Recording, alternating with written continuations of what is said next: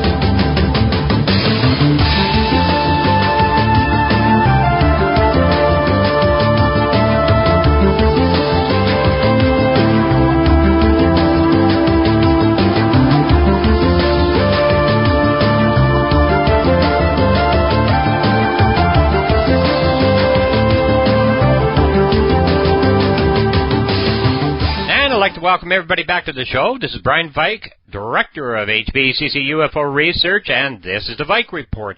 Now, this is a special show tonight. I have all 4 witnesses to the Thousand Oaks, California, November 1975 sighting. There were more people. Of course, the family's father passed away, but we have Steve, and we have his brother Rick. We have Steve's ex-wife, and we also have Steve and Rick's mother. Just wonderful people, and are going to speak openly about what went on over a number of nights. So this is going to be fascinating. Well, it's not going to be. It is fascinating. The purpose of this, of course, is I'm hoping that someone who may have resided in the Thousand Oaks, California area back in 1975 in the fall or whatever, maybe have seen some lights, maybe heard some screams, maybe seen some really unusual stuff happening in the skies or just on the ground, anything. We're really looking for you folks to come forward and tell the story. Now, if you come forward and do know anything about this incident or have some information, the sightings around that area, around that period of time, please, I can keep everything completely private. So in other words, if you want to just tell me in my privacy, if you're not for posting or anything else, that's fine too. But we really are looking for folks to come forward on this, and we're really hoping so. Anyways, let's get at this. You're going to find it absolutely fascinating because I have myself. So here we go. Okay, I'd like to welcome Steve to the show tonight. Now, this is an absolutely fascinating case because it involves a lot of people, and we're going to have 4 people speaking about this particular incident, which goes back to November 1975. And but anyways, we're going to have Steve tell it in his words, and everybody else will be coming on the show, and we'll be talking more detail if we can get it, and I'm sure we will with other witnesses. So, Steve, welcome to the show. Thank you, Brian. How are you doing? I'm really good, my friend. How are you?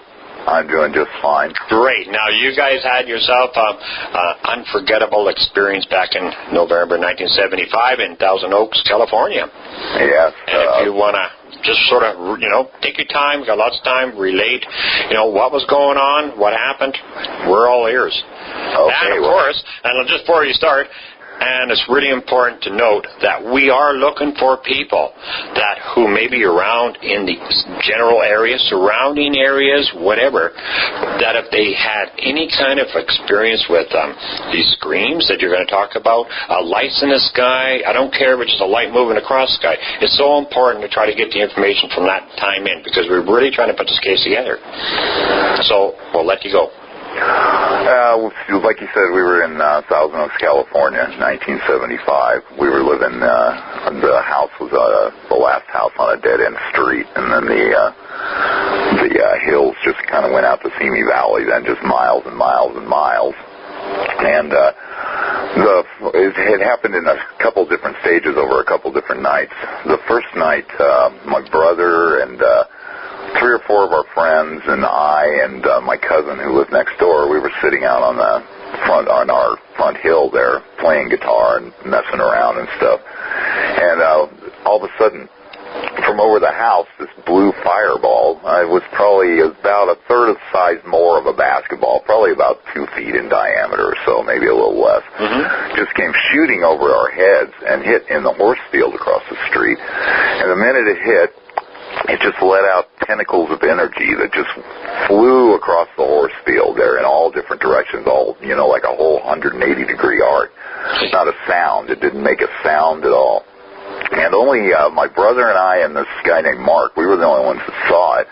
And we're just kind of like, whoa, what was that? And it just dissipated instantly, and you didn't see anything after that. And everybody else was kind of laughing at us because they said they didn't see anything. And so we just kind of went back to playing guitar.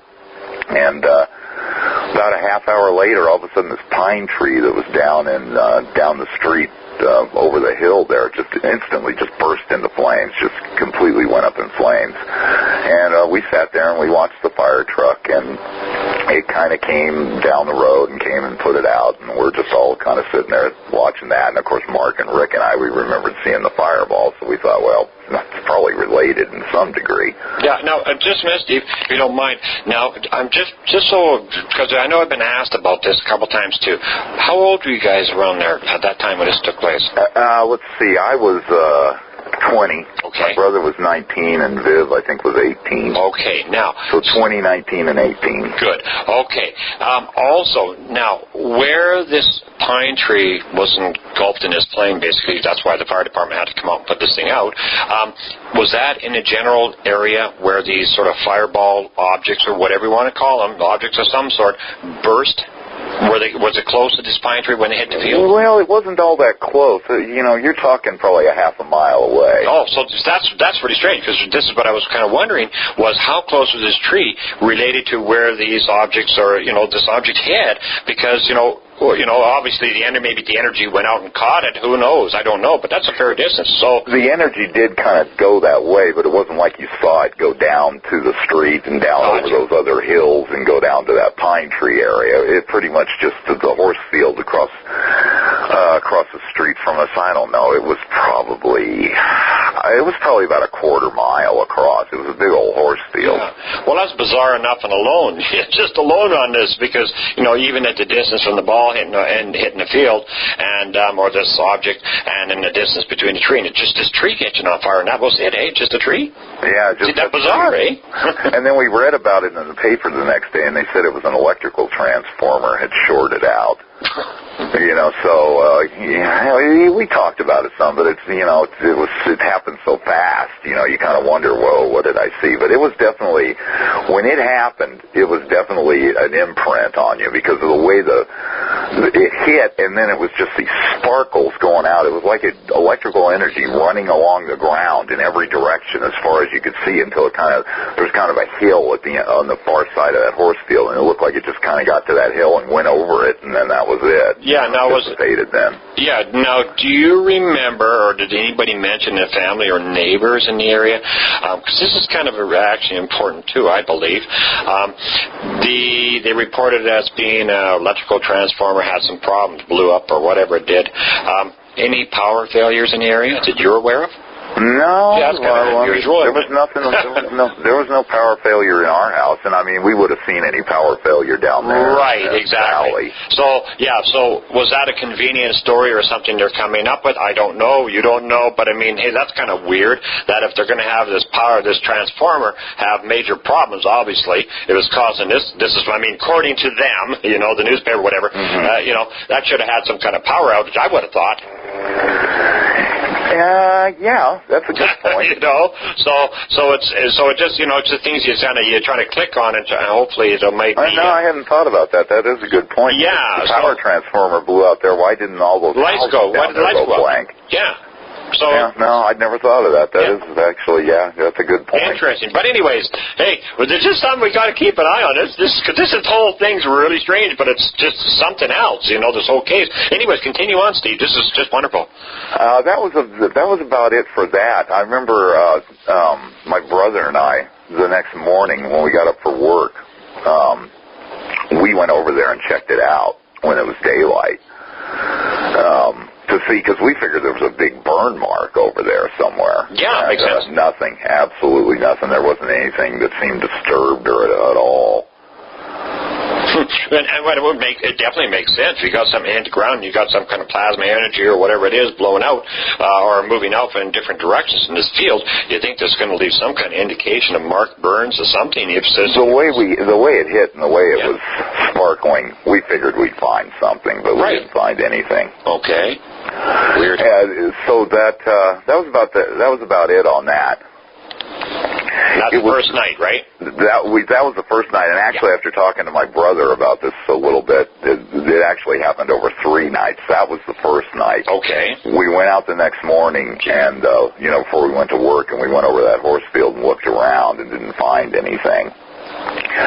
Then the next night, then that night after we'd been out in the horse field, that night, Viv and I we just moved back from Alaska. We'd been up in Alaska, and my brother was still living at home then. And so we had my old bedroom, and Viv was about 6 months pregnant at the time. And so we were up in our bedroom, and my brother came up. I'd say it's probably about 7:30, 8 o'clock, and he said he'd been outside, and he was listening to something up in the hills, so he had me turn the TV down, and he and I went over this bedroom window, because it overlooked the side hill over there. Right. And far off in the distance, you could hear the scream. You couldn't really tell what it was, but you could hear something screaming back there, and it was kind of weird, but it was really far away. It might have been a mile away or so. Okay. Yep. And so we could hear it, but you couldn't really make out. You could just hear it was weird. So we heard it scream 4 or 5 times, then it kind of stopped, and we talked about it a little bit, and we figured, well, maybe it's just some kids out there screaming or something. Though there really wasn't anything back there, nobody would really go back there in the night. There was no dirt roads or anything you could get back there to at that time. Yep. Makes sense. Now Westlake Village has grown in through the back there, so there's actually stuff there now, but then there wasn't anything. Right. But that's pretty much the extent of that night, too. We did hear that scream, but we really couldn't make it out or anything. So then you get to the third night, and we're sitting up in our room, and my brother's up there. He's sitting there. We had a TV sitting there, and we'd all watch TV. And all of a sudden, my brother goes, shh, wait, I hear something, and turns on the TV. So we turn down the TV, and I go over that window, and we're listening. Well, now, it isn't very far away. It's like 100 yards up there on the hill. I guess my brother had been sitting in the chair kind of hearing it, kind of walking this way, right? And it let out this scream, and it was just the most incredible scream I've ever heard in my life. It was close enough at this time that you could definitely make out what it was, and well, what you had down, it was something you guys never heard before, and you'll never forget. You put it down to something like, and this is probably not even a good description, part human, part animal, pain, fear, certainly wasn't happy, is what you had. And so the scream is something undescribable. That's the sound of it. The scream is a hard thing to describe. It was so otherworldly and just primeval scream, and it tended towards a human characteristic in it. It wasn't animal. I went around on the internet and I listened to all the Bigfoot and the owls and lizards and birds. I just went through. For the last 31 years, I've been trying to hear something even close to it. And I've heard a couple of Bigfoot screams that were, the primeval part of it was there. But the Bigfoot scream is much more animalistic than this was. This just wasn't animalistic. This was more human in its scream, but it was like a complete fear, torture type of scream thing. But on the female human side, it was even female-ish. Gotcha. Okay, got what you mean. Yeah. It's a very hard thing to describe. The very second you heard it, you knew something was really wrong. It wasn't like you could just miss. Was that an animal or something? No. When it got closer, the minute you heard it, it definitely imprinted on your mind that this was something way wrong. Oh, I definitely can understand that, because from the sounds of this, it was definitely. And this thing was, it was moving closer in your direction, of course. I guess over this night, wasn't it? That was the thing about it. That thing was continually moving. It's not like it ever really stopped anywhere. It would scream, and then the next scream would definitely be 2 or 3, 4 feet closer to where it was going. Jeez. At that point, it was going from left to right behind the back of our house, there's a drainage ditch up there, but it's completely covered in purple sage. only thing that could walk through there is like a squirrel. Okay, got it. Yeah, a human could not walk through there at all. Got what you mean, yep. And the biggest thing you could get would be a squirrel, because the purple sage kind of grew over the drainage ditch, so there was a little bit of a, like a 6-inch hole where the drainage ditch kind of sunk down, that little squirrels and birds would go flitting through there, but nothing else. I mean, a dog couldn't even go through there. Gotcha. Yeah. At this time when we first heard it, though, it hadn't gotten to that point. There's kind of this big area of straw grass right there, and that's kind of the area it was in at that point as it's getting closer. But no, it continually was making sound as it was continually moving. It did not stop. It was, you'd hear the scream, then you'd hear the scream from 3 or 4 feet closer, and then you'd hear the scream from 3 or 4 feet closer after that. Gotcha. Okay. Jeez, that's bizarre. So we, what we did was, we heard that, so we decided we were going to run down and get Dad. Dad needs to hear this, because I don't know what it is. Dad's tough. Yeah, Dad's tough. Dad was a Korean War vet. He's a tough guy. Let's get Dad, because this thing is sounding really weird. Of course, at that time we figured, maybe it's an animal or something. Well, yeah, that's right. Maybe Dad could have a better explanation. Yeah, maybe Dad has got years on us, eh? Yeah, exactly. So we went running downstairs, and my dad was there, and we said, hey, there's something up on the hill. We need to go check it out, So he immediately got up. And just as we were starting to go out the front door, I realized, I haven't heard the dogs, because we had these 2 big German shepherds that they were always barking at any squirrel or anything up there on that hill. And, this thing was making enough noise. They should have been up there just having a fit. Oh, I bet. Yeah, I can imagine. So I remember my dad and my brother, they went out the front door. And I went out into the garage door, which is right to the left of the front door. And I went out because there was a back door to the garage then. And usually all you have to do is you open up that back door, and these dogs would just come bounding in on top of you. And I opened the back door, and I could hear that thing screaming. It was, it was still probably 50 yards away from us at that point.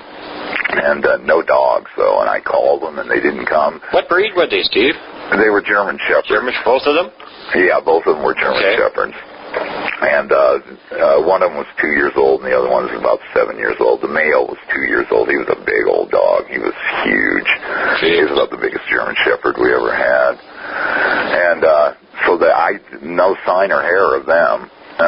At that point, I decided I wasn't going in that backyard by myself. So I went ahead and shut the door, and I went out to the front. And when I got out front, my dad and my brother were heading down the driveway, going down to the bottom of the street. And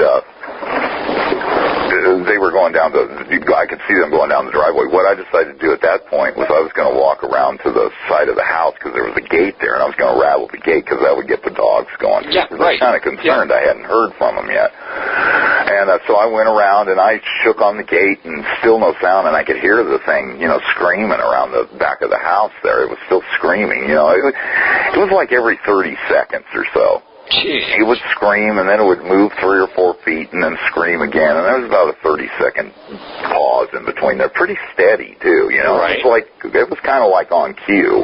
Yep, gotcha. And so after the dogs didn't come to the gate, I went ahead and I started walking back out towards the front of the house. And I got to the top of the driveway. So my brother and my dad are probably 40, 50 feet, and they're down in front of the second lot that points up towards the hill there, and they're just kind of standing there. And just as I come around, I see them, and they're both looking up in the sky. I see their heads shoot up, looking straight up. Right. And I'm like, whoa, what are they doing? Well, just almost instantaneously at that point, they both just kind of ducked and started running up the driveway, ducked. The minute they ducked, that thing on the hill let out just an horrendous scream. It was just probably twice as loud as it was before. Well, and excuse me. Holy smokes! So these two blue fireball thingies, because we don't know what they were, for sure. Shot across over top of their heads. In other words, your dad and your brother, they ducked. Because hey, it obviously sounds like, I think, low enough that it would give them an impression. Holy smokes! We better duck. Now, when did these objects impact the hill? Did they say? And then they gave out a scream. Well, as they got to the top of the driveway, I'm sitting there and I saw their reaction. I'm going, wow, what happened? And so as my dad gets up to the top, and his eyes are just huge, and he's like, did you see see that? And I'm all, no, I didn't see anything. And which I should have been able to see, you know. Right. That was a weird thing because the angle I was at, I should have been able to see that, but I didn't see a thing. But, you know, it was obvious from their reaction that they definitely see something. Was happening, yeah. Yeah, something was happening. And my mom and Viv were standing on the front porch, so they were kind of shielded from even seeing anything at that point. But I definitely should have seen something, but I didn't see anything. Right. But my dad got to the top, and he asked me if I'd seen that, and I said, no, what'd you see? And he said these two big blue fireballs just came shooting over their heads and hit that the hill there. Now, my brother's got it. He gave me a good description of it, so, you know, when you get to him, he'll tell you about those fireballs. But yep, that'd be one of they were definitely weird. Yeah, they were more like plasma balls or something. That's right. Forming above his head, and he said they were 4 or 5 feet in diameter. I mean, really big, a lot bigger than that fireball we saw initially. Holy smokes. That's incredible. And then they did take off, and they hit the hill right where that thing had screamed the last time, and that's when it let out that big scream. Well, that's so weird. You know, of course, since I received your report, and you've been very open and very cooperative about speaking about this, which is nice. Anyways, and everybody else. But, you know, when you sit down and think about this, and I've done some thinking, and I've tried to come up with I can lay in bed and I'll come up with some kind of weird idea. No, that's just stupid, Brian. But, you know, when you think about it, from the night's events, and because now we got 3 nights just going over, and you kind of wonder if there wasn't something really, well, we know there's something bizarre happening, but I want to get it. Is there something that possibly could have landed or had a problem? I mean, this is just me throwing this out. I'm not even asking you for an answer, you know, but is it something that took place, something either had a malfunction, landed, you know, and there was problems, something else came down? Is this a really bizarre case? And that's just what I'm trying to, you know, find some answers, find somebody else, you know. Maybe we can get some more input on this, too, because there's got to be other people who saw this. This has had to have happened to somebody else. Oh, yeah. That's all I can say. If they heard that scream, they know what I'm talking about. Well, yeah, and the thing is, too, and like of course, we've been talking, you know, off air here and that quite a bit, and, you know, and it took you how long? Many, many, many years, I guess. 31 years. Yeah, before you even came forward, and you had actually wrote me. I can't remember when that was. It was it would have been last year. Yeah, it was like October of last year. Yeah, and you know, you related the story, and we kept it between us, and then, you know, you wrote me again and reminded me of what was going on, and then we finally got the story out here. It's a story that definitely needs to be told. It's a story that I think, you know, relates to a lot of people that are not talking or too frightened to come forward for whatever reason. If they're worried about their privacy, you know, please don't. With myself, I'll tell you, I won't give anything out. I won't give anything out, and if you want it between me and a witness, that's fine. You know, we'll get the story out, try to draw us and track some other people for this similar kind of story or information related to this story from that area. We really need that, and we need everybody's help. Anybody out there that heard this scream, and I know we can't be the only ones that this has ever happened to. It's had to have happened to other people over the years. If they heard it, they know what I'm talking about. Most definitely. And they should get hold of you, Brian, because, yeah, you know, I think they'd feel better if they actually got this out and talked about it. Yeah, they will. Honestly, you know how many people say that, you know, and this is not a me thing, just as if they talk to anybody, another ufologist or whatever. They'd say, you know, I've been keeping this wrapped up inside for many, many years, and, you know, I finally told the story, and they really did say how good it felt to actually get it off their chest. Now, people still have to deal with these experiences throughout their life, and like you said, it's imprinted and you'll never forget. But the thing is, they still deal with it. But just that little bit of relief of talking about it can sometimes make a huge difference. Yes, it can. And just knowing there's someone there to listen, you know, and to hear the story, not to think that they're a kook or something, because these things are really happening around us.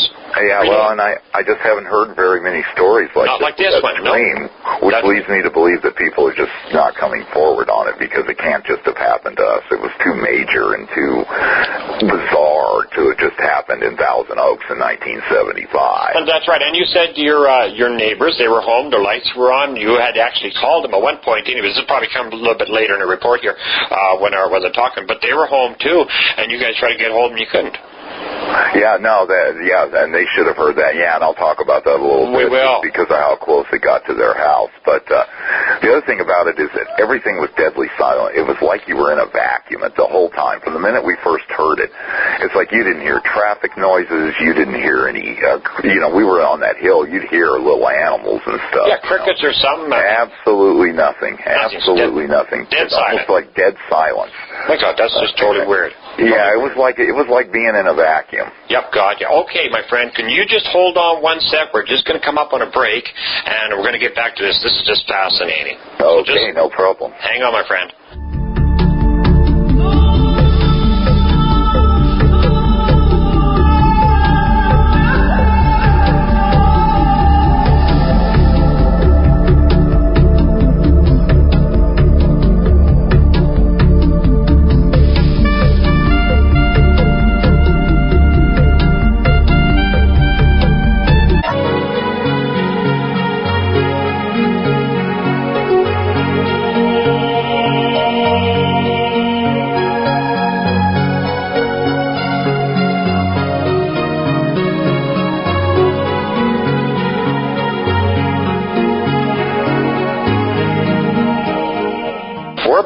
We're back with Steve. He's going to continue on with his story, and this is just, it's not a story. This is an experience. This is reliving this experience, and to me, it's just absolutely amazing. So we'll just pick it up where you left off, Steve. The fireballs had just hit. My dad was running up the driveway. And at that point, he decided he was going to call the police department because we weren't sure what was going on there. The fireballs were very strange, but the sound was also very strange. And so we all went inside, and he called the police department. I think he either reported that it was a baby screaming or a woman being assaulted on the hill, something like that. We're trying to get the police report, but we haven't gotten it yet. Yeah, well, I know you have been trying. I know it's been hard from the sounds of it, but somebody may be actually looking now for it, so we'll give there's somebody looking for it, so hopefully she's going to find it. They don't just give out reports, apparently, and of course, back in 1975, it's on microfiche or something in some warehouse, so I understand how that works. I did a walk down to Smithers up here over at Case, and the RCMP officer went out and he pulled out the file or the piece of paper, and he held it up in front of him, of course, away from me, which just makes sense because it's got personal information on it. And and he said yes, no, whatever. That's a question. So, but I hope it does come out. It's not, it's just a little more for you guys too. Just a little more peace of mind. I mean, what happened, but I mean, it's nice to have a piece of paper and say, wow, that's what I did. But continue on. Yeah. So we all went inside, and he called the police department, reported it. We all then, at that point, we went back outside, and we're all standing around waiting for the police. Well, it screamed a couple more times then, and then it just quit. And we waited around. The police came, I think, in about 10 minutes. Originally I thought it was like 10 or 20, but according to everybody else, it was about 10 minutes. Wow, that's pretty good.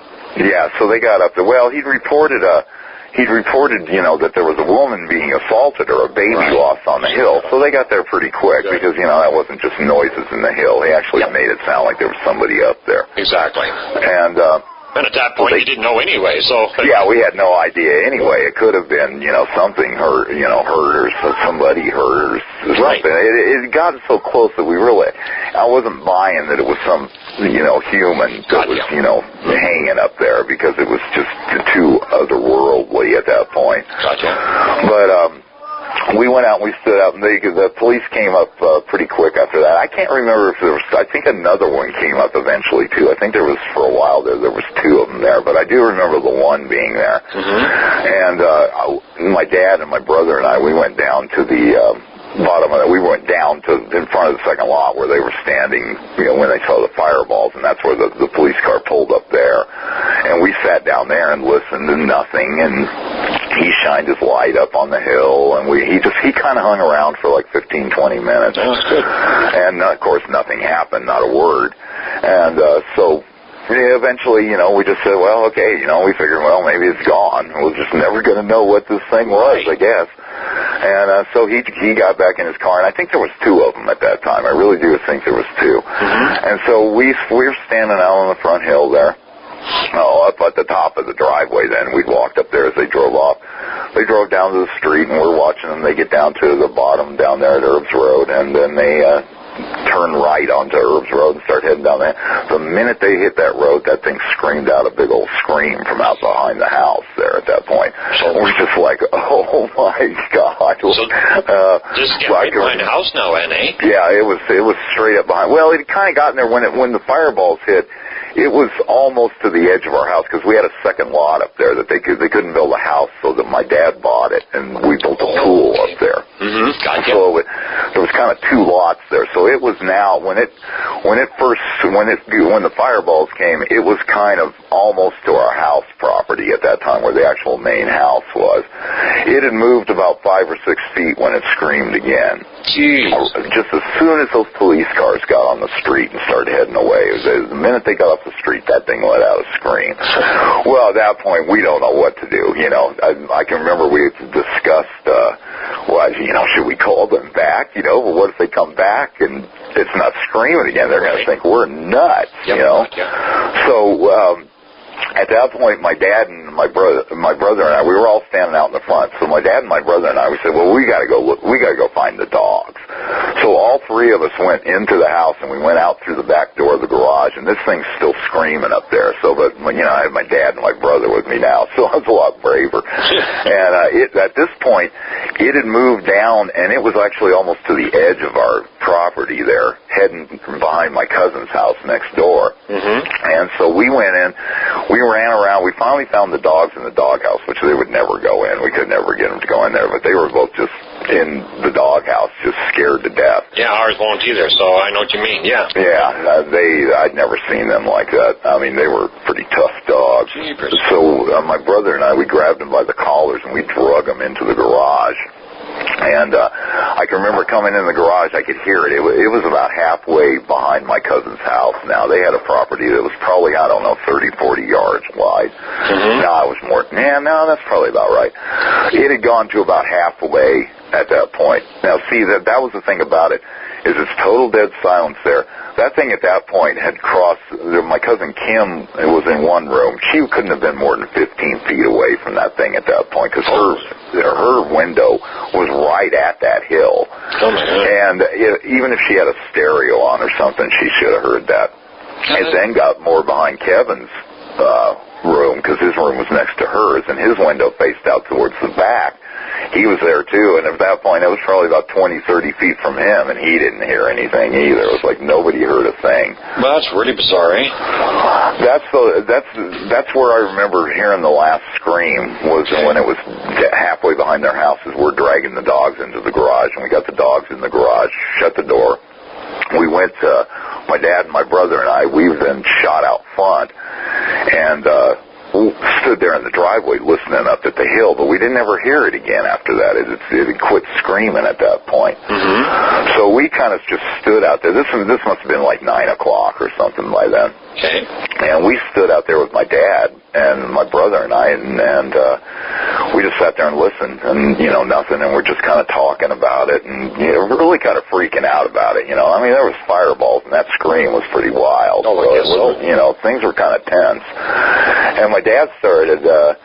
He actually, at this point, he told us about a story when he was in Korea. He was a jet mechanic, and he got brought back stateside and sent to Sioux City, and they turned him into a radar technician. Okay. And he was sitting there in he had the night shift, and he told us, he'd never told us this before.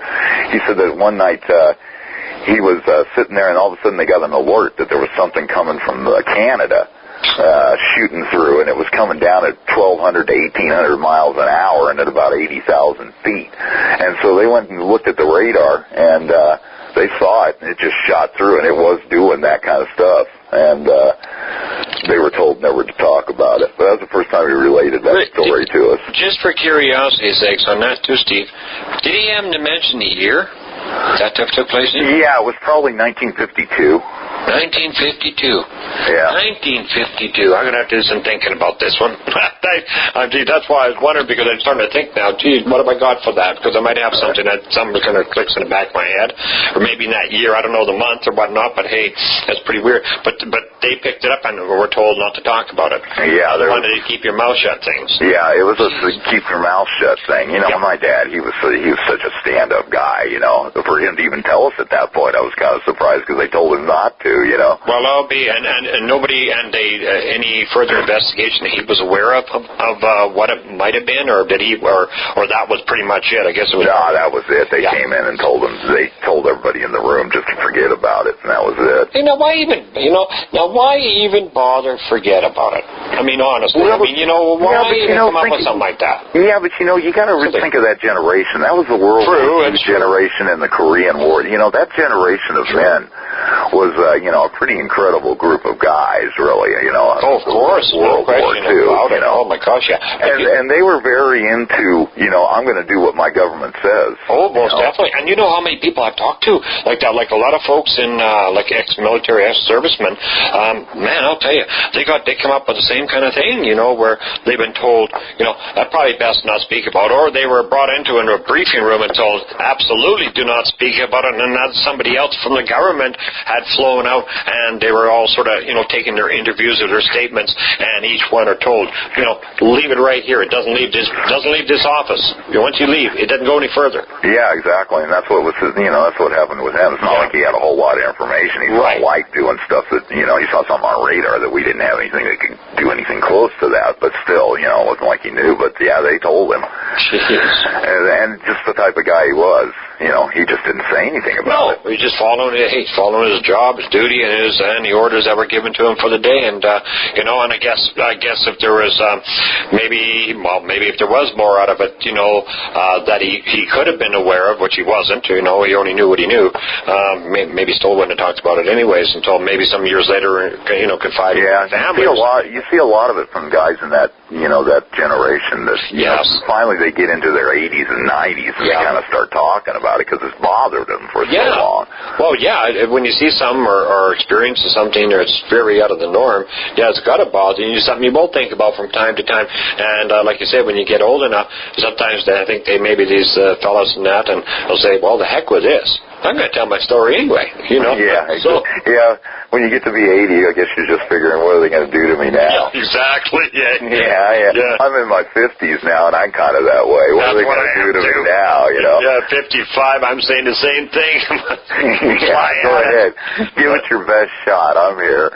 Yeah, no, it's not that big a deal anymore. But anyways, now that, because we were talking about now the neighbors and that hadn't heard anything, which, like you said, you thought was rather unusual, but very unusual. And there's even a guy can look at that at some kind of a unusual way too. Do you know if these guys ever had any kind of problems after that night? Like your neighbors and so forth? No, nothing at all. I thought I'd ask. No, nothing at all. Because later on in this story here, as you'll relate, I'm not going to even talk about it, but it'll become aware to people why I even asked. Was there any problems? So, but anyways, continue on, Steve. It was pretty much like we were in our own little world at that point. I mentioned the silence of the thing. It wasn't like we were, we were at the end of town at that time. I mean, it's a lot bigger now. I bet. It was a pretty small town, and we were at the edge of it.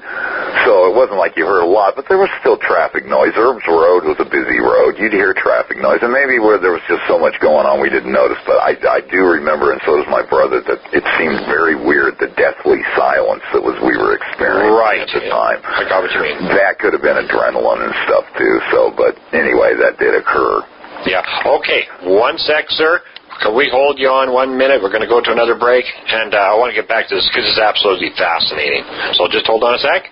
Okie doke. Okay. And just before we head into the break, I'd just like to make sure everybody knows where I'm at or where I can be contacted. I'm at www.hbccufo.org or www.brianvike, that's with a V, .com. Either one, you'll get to me. If you have information on this case, we really greatly appreciate it. So drop a line, and hey, anything even similar, Get it in. We really would like to know.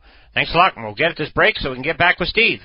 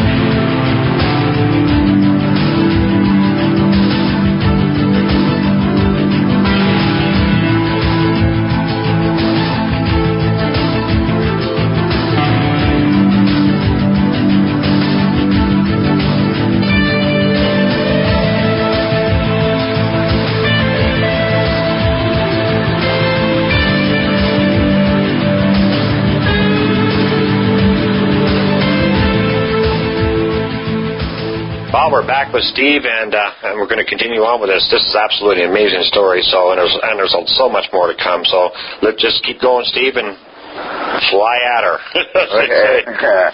So at this point, we're out on that front. My dad and my brother and I are just standing out front. We're listening. We don't hear anything. I really don't remember how long we stood out there. It was quite a while, though. We were out there talking for quite a while. Mm-hmm. And one of us would go in. At that time, Viv and my mom were just sitting inside. They were sitting at the table just talking and having coffee and stuff because they were kind of shook up. It was kind of a scary thing. Oh, I bet. And so one of us would run inside and check on them. I went in there a few times, and then we were just basically standing out front to see if we could hear anything. I remember checking on the dogs, and they seemed okay while they were in the garage. Yeah, they didn't really seem all that bothered at that point. They were really scared when I first got them, but they seemed okay. They were just laying down sleeping at that point in the garage. I think they felt safe then.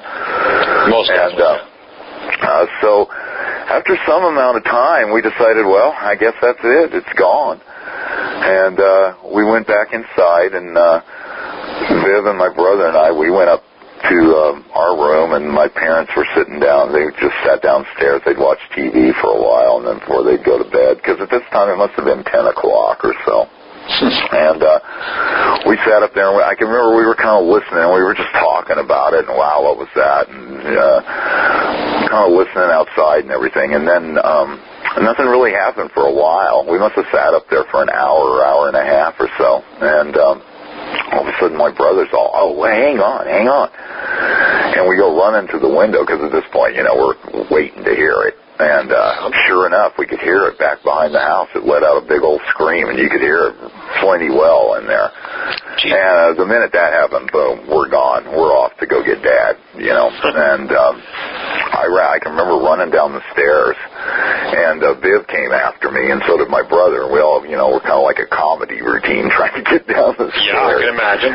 And we get down there, and I can remember I'm looking at my dad, and I'm saying, hey, it's back. And I look at the TV, and Johnny, they used to always watch the first half hour of Johnny Carson and then go to bed at midnight. So I can remember seeing Johnny Carson, and so does Viv. I remember seeing Johnny Carson standing there doing his monologue. So I'm pretty sure the timing on this was 11:30, 11:45 when this was happening. Right, okay. So we'd all turn around, and everybody, all five of us, just go running upstairs. And I was the first one up there, and I get to we go into their bathroom, and it's it wasn't a huge bathroom. Mm-hmm. It was, with all of us in there, we were pretty much stacked like sardines at that point. But I ran to that. This was where it had the best vantage point. We knew that we could hear the back hill there from the vest, and I ran to the window, and the window was open, and the screen was there. And as soon as I got to the window, immediately I'm listening. It's right about at the edge of our property, coming this time from right to left. And right up there on the hill, it's probably about 30 feet from me, and I'm about eye level with it at that time. and it lets out this horrendous scream, and at that point, that's the closest I was ever to it. And did you ever see it at any time, Steve? No. Good. I never saw anything. No, that's fine. Never saw anything. Yep. It seemed like it was, you had the drainage ditch there, which sunk down about 6 inches a foot, and then you had this purple sage that was about 4 or 5 feet high, which was totally impenetrable. And it seemed like the sound was coming from a foot or two above that. Oh. It wasn't like it was going through the bushes. It was like it was on top of it. Gotcha. Okay. And so it was straight out across from me at that time. Well, it lets out the scream, and as soon as it lets out the scream, it's like a millisecond after it beeped. It had this electronic beep as clear as day, as loud as the scream, only much shorter duration. It was more just like a beep. And I can't even tell you what went through my mind. Okay. But just to back up, just on the scream, the beep bit. When you heard it on prior to this, was there this beat, the scream, then beep, or did it happen? Neither Viv or I remember a beep before that moment right there. My brother says he heard a beep from the beginning, so I don't know. You'll have to ask him. Yeah, that's fine. He was always hearing a beep. You bet. No. As far as everybody else, none of us remembers hearing the beep until that very second there. That's bizarre. The beep was, it was kind of a low electronic beep, and there wasn't a lot of things that beeped back in 1975, but it was a definitely audible beep. It would scream and then beep. So it did that the first time, and, as soon as it did that, I turned to my dad. He was standing right next to me. I said, "Did you hear that? It beeped." He said, "Yeah, I heard that." And about the second it did that, it had moved another 3 feet. And remember, this thing was always moving. It never stopped and screamed. It was always moving in one direction. And it did it again, scream, and then a beep. And I think it did it a third time. And at that point, Viv, she was 6 months pregnant. She's kind of back towards the door, and she starts screaming. She is just screaming. We'd seen the Betty Barney Hill movie was on like a month before that. Right. And when Betty Hill, got abducted, they stuck a needle in her belly button, and they really built that up in the movie. And so at this point, she's got a kid in her belly, and she's just screaming about this needle going in her belly button. In fact, my brother described it. He said he felt like they were doing something to her right there at that second, Jeez. But because I heard that, and then my dad, he's kind of pushing me out of the way because he's hearing this. He's heard the beep now, and he wants to get to the window, so he kind of pushes me out of the way. And I went back to comfort Viv, because she's really freaking out at this point. Right. I remember I went walking past my brother, and at some point he grabbed a .22, and I remember thinking in my mind that, I don't know what you're going to do with that, This thing's screaming and beeping up there. That .22, I don't think it's going to handle it. It's funny, I remember that. Yeah, but I could see someone doing that, because I could see me doing the same thing personally, really, and that's the truth. I mean, it's something so bizarre, so unusual, out of the norm, you want to call it, that the first thing you think of too is, I'm gonna make sure my family's protected. I don't know what this is. I hope it doesn't come any closer or come into the house. So I can honestly see why someone would do that. There's no question about it. But it was very, very tense at that point in that bathroom. I can tell you that it was very tense. Jeez. We were all scared to death. There's no other way. I mean, it was just scary at that point. It was like you were in the middle of something that you didn't want to be in, that's for sure. Yep, gotcha. Well, I can understand it by the sounds of this. Just continue on here. Well, so I walked back to the edge of the door there. Viv was right by the door in the bathroom, but, just right at the edge of the bathroom by the door there. And I walked back to her, and I started to say something to her. And I kind of stepped halfway out into the hallway. The minute I stepped out in that hallway, it was like this blinding, starch white light just kind of lit up coming from down the stairs. It was like a big bright light kind of starting from the stairway and just starting to envelop everything in front of me there. Oh, my goodness. And it was so fast that what it did was it got really, really, really bright and then started filling the whole thing, and then it was like I could catch out these blackish shape or something, kind of right on the stairway there. Right. And then boom, it got so bright that it blinded me, and then it just shut off. Just like that. It was just like instantaneous. It was just like the light just kind of filled everything that you could see and totally blinded you to just total darkness all of a sudden. Was this like for a second or a millisecond? Yeah, it was half a second, something like that. Mm-hmm. From the time that I first saw the light starting, it's like it grew. It's like it started... at one point, and then I tell you, man, it's 31 years and still sitting here thinking about this stuff. No, I understand. I really do. I can totally understand where you're coming from. But the light, it actually did it like you felt that it, just feeling, or maybe remember, it started, say, if you got your fist, and that's where it started from, and then you opened up your fingers, sort of, and all of it just sort of spread out and engulfed everything. No, it wasn't really like that at all. It was more like a light source that was kind of out of my view, kind of down the stairway a little bit, that just started glowing so bright and fast that it was just like an instantaneous whoom, filled it up all of a sudden until it got to the point that you couldn't see anything, and then boom, it just went black. Unbelievable. This is unreal. This is really something. Okay, hold on, my friend. We're going to be right back after this commercial with for James here, and we'll get back at the rest of this. Okay.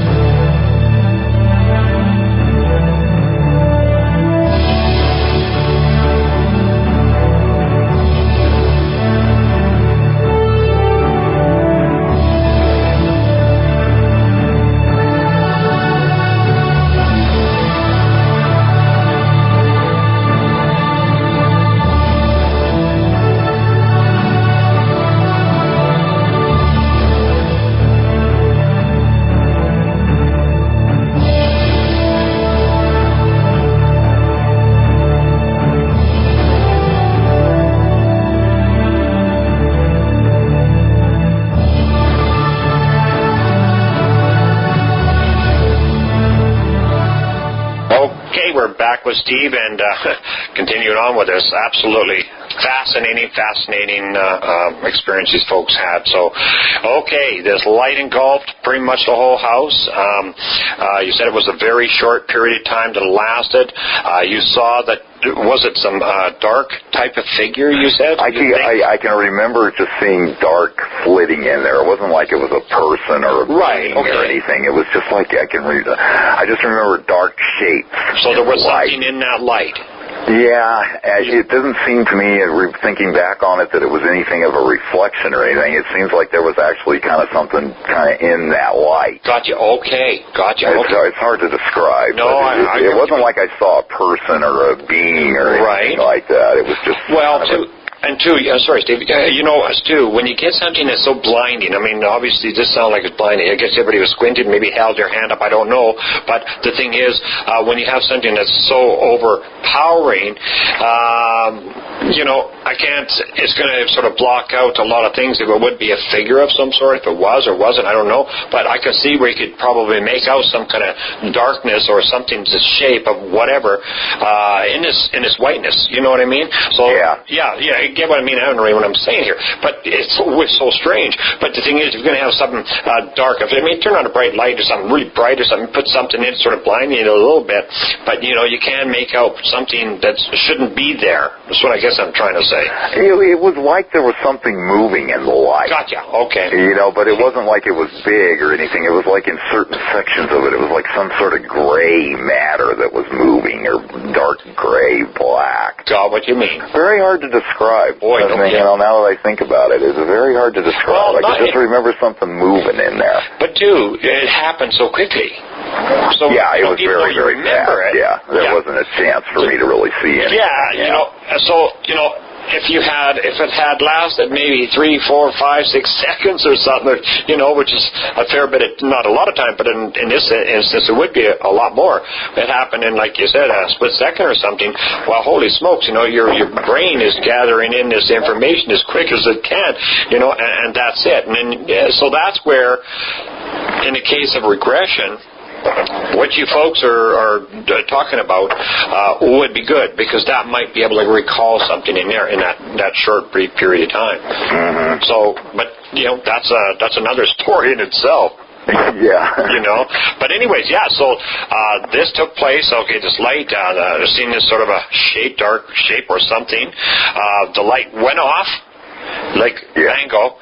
What happened? Yeah, the second it went off, all of a sudden, my brother and Viv are about 10 feet in front of me down the hall. You know, now I was blocking the door at that time the second I saw the light. Right. The minute that light went off, I'm watching them. I'm seeing their backs. They're walking back towards the bedroom back there. And I'm not sure what I'm thinking at that time. I know that that's weird, but for some reason, I just kind of start following them, and we kind of go back there, right? Mm-hmm. And as I'm standing there, my mom and my dad, they kind of brush past me, you know, behind my back, and they go over and they go to their beds right over there. And so I didn't really even talk to them, but I did follow Viv and Rick in there. Right. So we walk into our room, and the minute I go through the door, my brother's already sitting in his chair over there. He's got to be to work. Well, I got to go through this a little bit more. He's sitting in the chair. Viv walks over and she lays down in the bed, and as I come through the door, I hear it scream. It's out my window there, and it's moved probably 20, 30, no, more than that. It's probably 40, 50 feet down along the hill further than where I last heard it when I was standing there in the bathroom in there. Mm-hmm. So I can remember it screaming up there, and I looked at the clock, and the clock says 4:30. That's just ingrained in my mind, because at that point my brain is trying to tell me it cannot be 4:30. You were just in that bathroom for no more than 10 minutes or right. so. And what time would you roughly estimate then again was you were in the bathroom?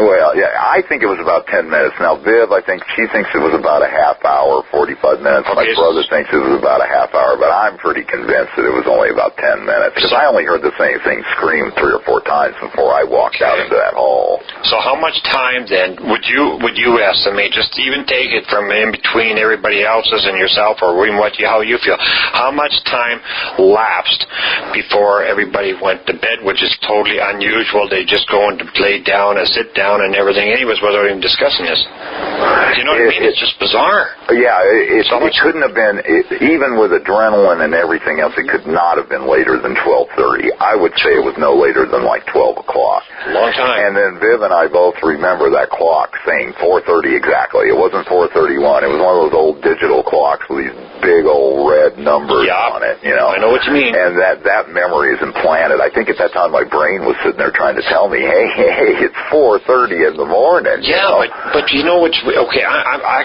should just let you continue here a bit, because Viv, when she laid down, your brother was sitting in your chair, correct? Yes. Okay, this is after all this weirdness is going on, the bright flash, the whole ball of wax, the screams, just all whatever, and then everybody's just sort of mellowed out. Now, just carry on, because this is a really interesting part. Yeah, so, I saw that it was 4:30, and then my brother said something about, I got to go to work. I think I said it's 4:30, and my brother said something about I got to go to work in an hour. Yeah. And Viv laid down, and then I just went and laid down, and I can remember laying down, and I remember hearing it scream again. I mean, this thing is outside my window. It's about, maybe 30, 40, 50 yards away out there, and it's still screaming. I went to sleep, and we all went to sleep. My brother went to sleep for about an hour, and then he got up and went to work. Right. How about Mom and Dad? Your Mom and Dad? Mom and Dad got up and went to work that morning, too. Everybody got up. Everybody retired around roughly the same time? Everybody just went to sleep right at that moment. Hey, it can happen, but I find it so bizarre. All these things are taking place with the lights going over top and everybody's ducking, the screams, the beeps, or the scream beep, and then the whole house being engulfed in this white light. All of a sudden everybody goes and lays down and goes to sleep without even a little bit of discussion, even though it was late. Everybody has to get up and go to bed, work in the morning. That is pretty weird. We're talking You know where I'm getting here. You know? Yeah, well, the last thing that I remember is that thing screaming up there on the hill. That was right before I fell asleep. Dude, that's right. And I can tell you the way that thing sounded when it screamed, there is no way you could go to sleep. Yeah, there is no way. Well, it'd be nerve-wracking. I would be a little bit tensed up. So, I'm not saying you guys weren't, but what I'm getting at is, we got too much time here. Seems to be passing and no recollection for, and everybody just mellowing down and I've got to go to bed and laying down, and they're sure I may be tired, but man, I'd be stressed out. So what I'm getting at, what happened? And this is the problem. What happened? Nobody knows. There's definitely got to be 4 hours in there. That's a lot of time. That's a lot of missing. 4 hours is a long time. Yeah, that's. And that is about as real as anything. I know as real as the screams and as real as the fireball I saw and as real as everything else. The reality of losing that amount of time is just as much a reality. I know that it was all of a sudden 4:30, and we were not in that bathroom for 4.5 hours. I know what you mean. No way. Yep. And everybody gets up the next morning. Some are tired. I believe you stayed home with your wife. Yeah, Viv wouldn't let me go to work. She said I was staying with her because she was. We were shook up about it the next morning. It was something we were talking about, and we did remember. And that was in the morning. That was in the morning. See, that's what's so unusual because, if you know where it's going here is because the next morning, of course, you're talking about it, and she shook up, asked you to stay home, of course, but that night, everybody just sort of mellowed out. That's what it's just so, it's such an important part. It's just so anti what you would do. Right. If you were in that, when you think back about it, my brother and I've talked about it a million times. We go, how could we go to sleep? Yeah, I know. This thing is still screaming on the hill, and the scream is so ungodly. You've never heard. I've been listening for 31 years, Brian. I've never heard anything close to it. It was just so totally outworldly. Something being tortured. The scream.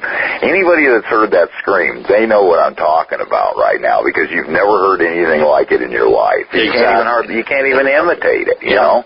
Okay. At this point, before we carry on, because. To me, this is, and of course I know it is to you and the family. It's such an important thing. Would you be willing to be regressed by someone, a certified hypnotherapist, somebody who's qualified?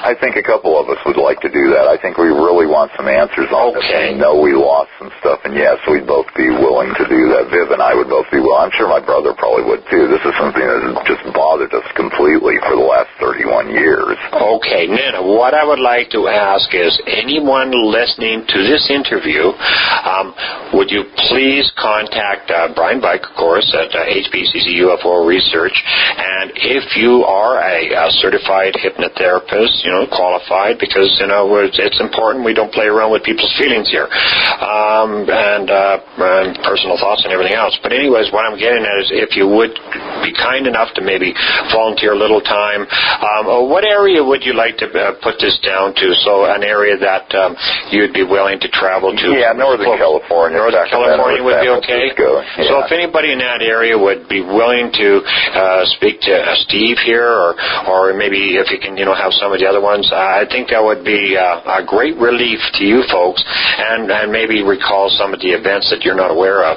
So if any help, we could use it really badly. So please contact me at HBCC UFO Research. And now we have some other things which you still have to talk about because they're very important also to this case. You woke up the next morning, and of course you stayed home with Viv at the time. Others went to work, I imagine. Yeah. You ended up, now, was it that day you ended up walking out into the field? Yeah, after, I sat there with Viv for a while. She was really still pretty shook up. And, so I just stayed with her for a little while. We were talking about it. And then, it got to be about 10 or 11 that morning. And finally I told her I was going to go up there and look at the hill. And so I went down. I went out through the front door. There was the drainage ditch went up the side of our hill there and then shot off at a 90-degree angle and then went behind all the houses down there. We were up at the hill, so it flowed downward down. All the houses were below us down there. Yeah. So I started walking up that hill right by the drainage ditch there. I can tell you, I was a little nervous, where I was going. I can remember. I can remember, and it's full daylight, and I'm a big boy at that point. I'm 20 years old. Yeah. It was still scary going up there. After what's been going on the last bunch of nights here, last 3 nights, even though, maybe you didn't hear the screams and all some of them, but man, when you have that just happen the night before, you're ready to, should I or shouldn't I? I can see the hairs kind of back. I didn't want to run into it by myself. I can tell you that right now. I don't blame you. Yeah, I didn't want to see that thing up there by myself. No, I can. So I walked up there, and like I said, that purple sage. Anybody that lives around that area knows what I'm talking about. Very, very thick right there, very thick, and. But the side of the drainage ditch, the fire department would come down and they'd clean that out. They totally tore out all the purple sage around the side thing. For a fire hazard, eh? Yeah, because Southern California, they have a lot of fires. Yes, at that point, we were like the last house on that whole thing, so they went around our house because that was where the fire break was going to be if it came back down through there. Gotcha. So I go start walking up the drainage ditch, and I kind of looking over there at that purple sage, and I can see it's just completely grown over. There's it's got the little 6-inch thing for the squirrels would run through underneath it, and other than that, you could not get through there. There was no way. Yep. That's the other thing I'm not sure if I mentioned. There was never a sound of a bush moving when that thing was moving through this whole thing. And that's why and it kind of goes with what you were saying. It felt like the screens were coming or something above. Yeah, it seemed like it was right above that purple sage. Right. Because even, we kind of knew what the property was like. We lived there a few years, and it seemed like it was emanating from a foot or two above it. Now, of course, that could be me, my mind. Oh, sure, and it's dark out, too. I mean, you got the... Because from the fact that it should have been making noise. If something was walking through there, unless it was 6 inches tall, it should have been making noise. Yeah, whatever. And you could also tell that it wasn't coming from in the drainage ditch, something that was 6 inches tall walking along. Now you could actually tell that it was coming from above that purple sage. Gotcha. Yep. Got what you mean. Yeah. So I saw that. So as I get to the top there's this kind of a clearing there with just the sawgrass there. Mm-hmm. And as I got kind of to the top of the hill and kind of onto that little clearing right there, I look down. There's 2 perfect 8-foot circles that are just embedded in the grass there. Now, were they burnt? The circles had burnt? No, they weren't burned at all. But I mentioned this to you before. That was before you heard or saw crop circles, but that's what it was like. It was like this straw grass, which was probably 2.5, 3 feet tall. Right. Was laid down in a circular pattern, just like you see in crop circles. Clockwise, counterclockwise? It was counterclockwise. Okay, now, so she pushed down. So in other words, he would just actually push down, because that was what I was going to ask, was this circle actually taking the actual vegetation right off and just left the ground, but definitely it was just pushed down. Yeah, no, it was pushed down in a circular pattern. And 2 of them. Now, were the circles, what was the diameter roughly of these things? It was about 8 feet. 8 feet each one, roughly? Yeah, each one was about 8 feet. And one was laid over the other one. Okay. It was like the one to the left was the first one, and then the second one was to the right as I'm walking up the hill, and it looked like it had landed like about halfway to the middle of the one on the left. So you had the one on the right was a perfect 8-foot circle, and then the one on the left was a perfect 8-foot circle, but half of it was overlaid by the other one. Well, that is weird. It was pretty close to perpendicular too. Yeah. They were pretty close to middle. Got what you mean at that time. And we heard that. We heard the scream from that point on a couple of occasions, but that wasn't like it was a focal point there. It was this, like I told you, the thing was continually moving. It went from far to the left, way up there in the hill, walked all the way back to halfway, behind my cousin's house next door, and then when it came back, it just was continually walking back to the left. Right. And how far away from the home were the circles? I don't know if you said. I can't remember. They were probably 30, 40 yards from my window over there. They were very close, yeah. I could have thrown a rock and hit it, no doubt. Oh, my God, yeah, that is. Now there are some other things that are, everything's important here, but we got an aftermath you can talk about, too. But also, just before you get to that, you said something about there was a woman who worked at your mother's work? Yeah, that day when my mom came home, and actually, no, she didn't come home. I actually went and picked her up. Okay, this is the next day after all this was going on?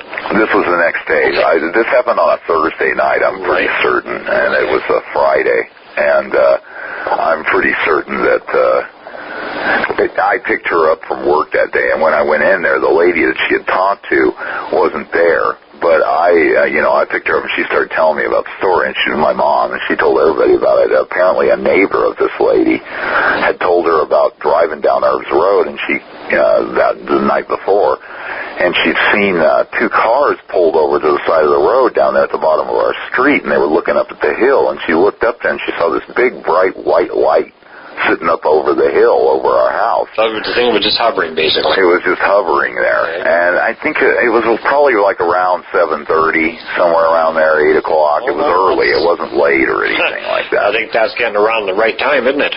Yeah, it was right about the time when we first started hearing this. Right. And she said that, she was still driving in her car, and she saw it.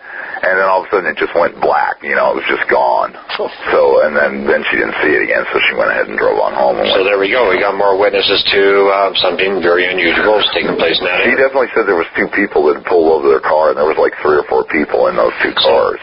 So there we go. There's other people out there that have definitely seen some on that evening at, back in November 75 that have some information that is probably very important. What they saw, how much did they see? That is yet to be known, but I would like to, definitely like to know and hear from these folks if they do or if they are listening. So please contact me. Now, you had an aftermath, unless you got something else you want to get in before that, Steve. No, that's pretty much it. Okay, now the aftermath, because, sad as it is, too, because there's, not good stuff in here either. But I think it's really worth noting, because this all took place, over a period of time after this strange event. The first thing that happened was the male shepherd. It couldn't have been more than a couple, 3 weeks after that happened that we kind of noticed he was kind of starting to drag his back legs. Like I told you, he was 2 years old. He was He was healthy as a horse, and it was just like his back legs started dragging. He wasn't. Every once in a while he'd like trip, and so we took him to the vet, and they checked him out, and they said, well, it doesn't seem like there's anything wrong with him. He seems okay. They were worried about the hip dysplasia that German shepherds get. Okay. And so they tested him for that, and he seemed okay. And it was probably like in the next week or two after that, he just all of a sudden, he started losing every ounce of nerve cell in him. He started where he couldn't walk, he couldn't stand up. And we took him back in when he got kind of to the point where he was really starting to have some difficulty moving around. Mm-hmm. And they just said they didn't know what they could do for him, and they kept him for a day and then told us they needed to put him to sleep, and they put him to sleep. But the vet, I remember being in there with my dad. My dad was talking to him. He said he had no idea. He'd never seen anything like that before. It was like his whole nervous system was just shutting down. Wow. So that's the first thing that, of course, was sad news to everybody there. And then your dad, well, first off, what happened, my daughter was born, and about a month after she was born, my brother and Viv and we actually moved out into our own house about 4 or 5 miles away from there. We went ahead and got our own place. We thought we'd give Dad a break, Right, yeah, I know what you mean. And we were, I was 20 at that time. Okay, Dad, we'll move out now. And so we went and got a house, and then on one Saturday, I went over and helped him do some yard work. There was a lot of stuff upkeep on that property. It was stuck in the middle of the hills and stuff. And I went over there, and he and we worked. We did a bunch of stuff in the yard and stuff. It was just kind of a day where I got to hang out with Dad too. And as I was getting ready to go home, for the first time in a long time, I actually went back up on that hill, and I walked over there on the drainage ditch, and you could still see those circles there. They were still there. And I remember thinking, wow, because at this point we still all talked about it. It was just a strange experience. We brought it up. In fact, I told my dad, I'm going to go up there and look at those circles again. And I went back up there, and I just hung out there for a few minutes, and I kind of sat there thinking about it. And I remember thinking, wow, that was weird. Yeah. So I got back in my car and I drove home. And I went to sleep that night, and I woke up the next day, and I was in the hospital. And I had a 106-degree temperature. And my first memory from the time I went to sleep to waking up, I was in the hospital sitting in a gurney in an emergency room. That's what was the first thing I remember after that. Mm-hmm. And I was running this temperature, and they didn't really know what was going on with me, so, they pumped me up with some stuff or something and sent me home and told me to go see my doctor on Monday. So I went to see the doctor on Monday. I spent the next year in and out of the hospital. Really? They did not find anything All wrong. kinds of tests done and everything? Oh, they were pulling blood out of my arms like every day.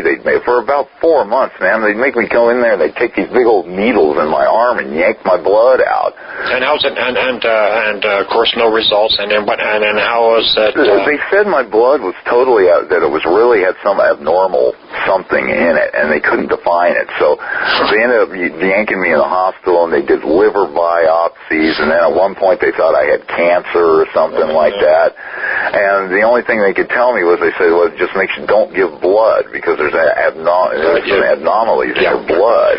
Jeepers, that's strange. Okay, my friend, hold on one sec. We're just going to go into a break, and we'll be back in just a jiff. Well, gang, after the break, we're going to have one more segment with Steve, and then we're going to talk to his mother, Faye. Wonderful lady. She's going to, relate what she remembers, and she remembers some good stuff. She's an elderly lady, but a wonderful and kind person to take the time and share her thoughts and experiences with us all, actually. So we'll get at this and get this break going, and we'll be back shortly.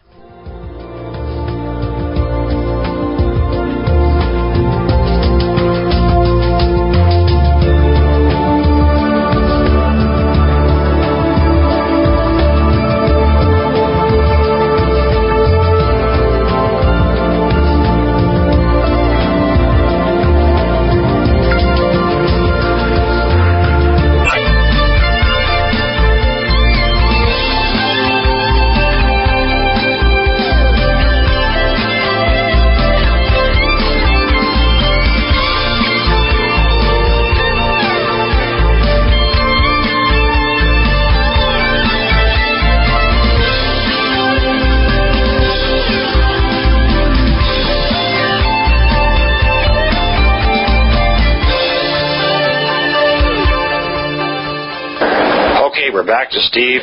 Boy, I'll tell you. Anyways, we left off at you were having some health issues. You were in and out of the hospital. I never really recovered from that full blast. So still today, how are things? Yeah. I still have problems. They did a liver biopsy, and it's I got my liver there, and every once in a while that liver still gives me problems. Not so much, indigestion-wise or anything. It's all of a sudden kind of starts hurting.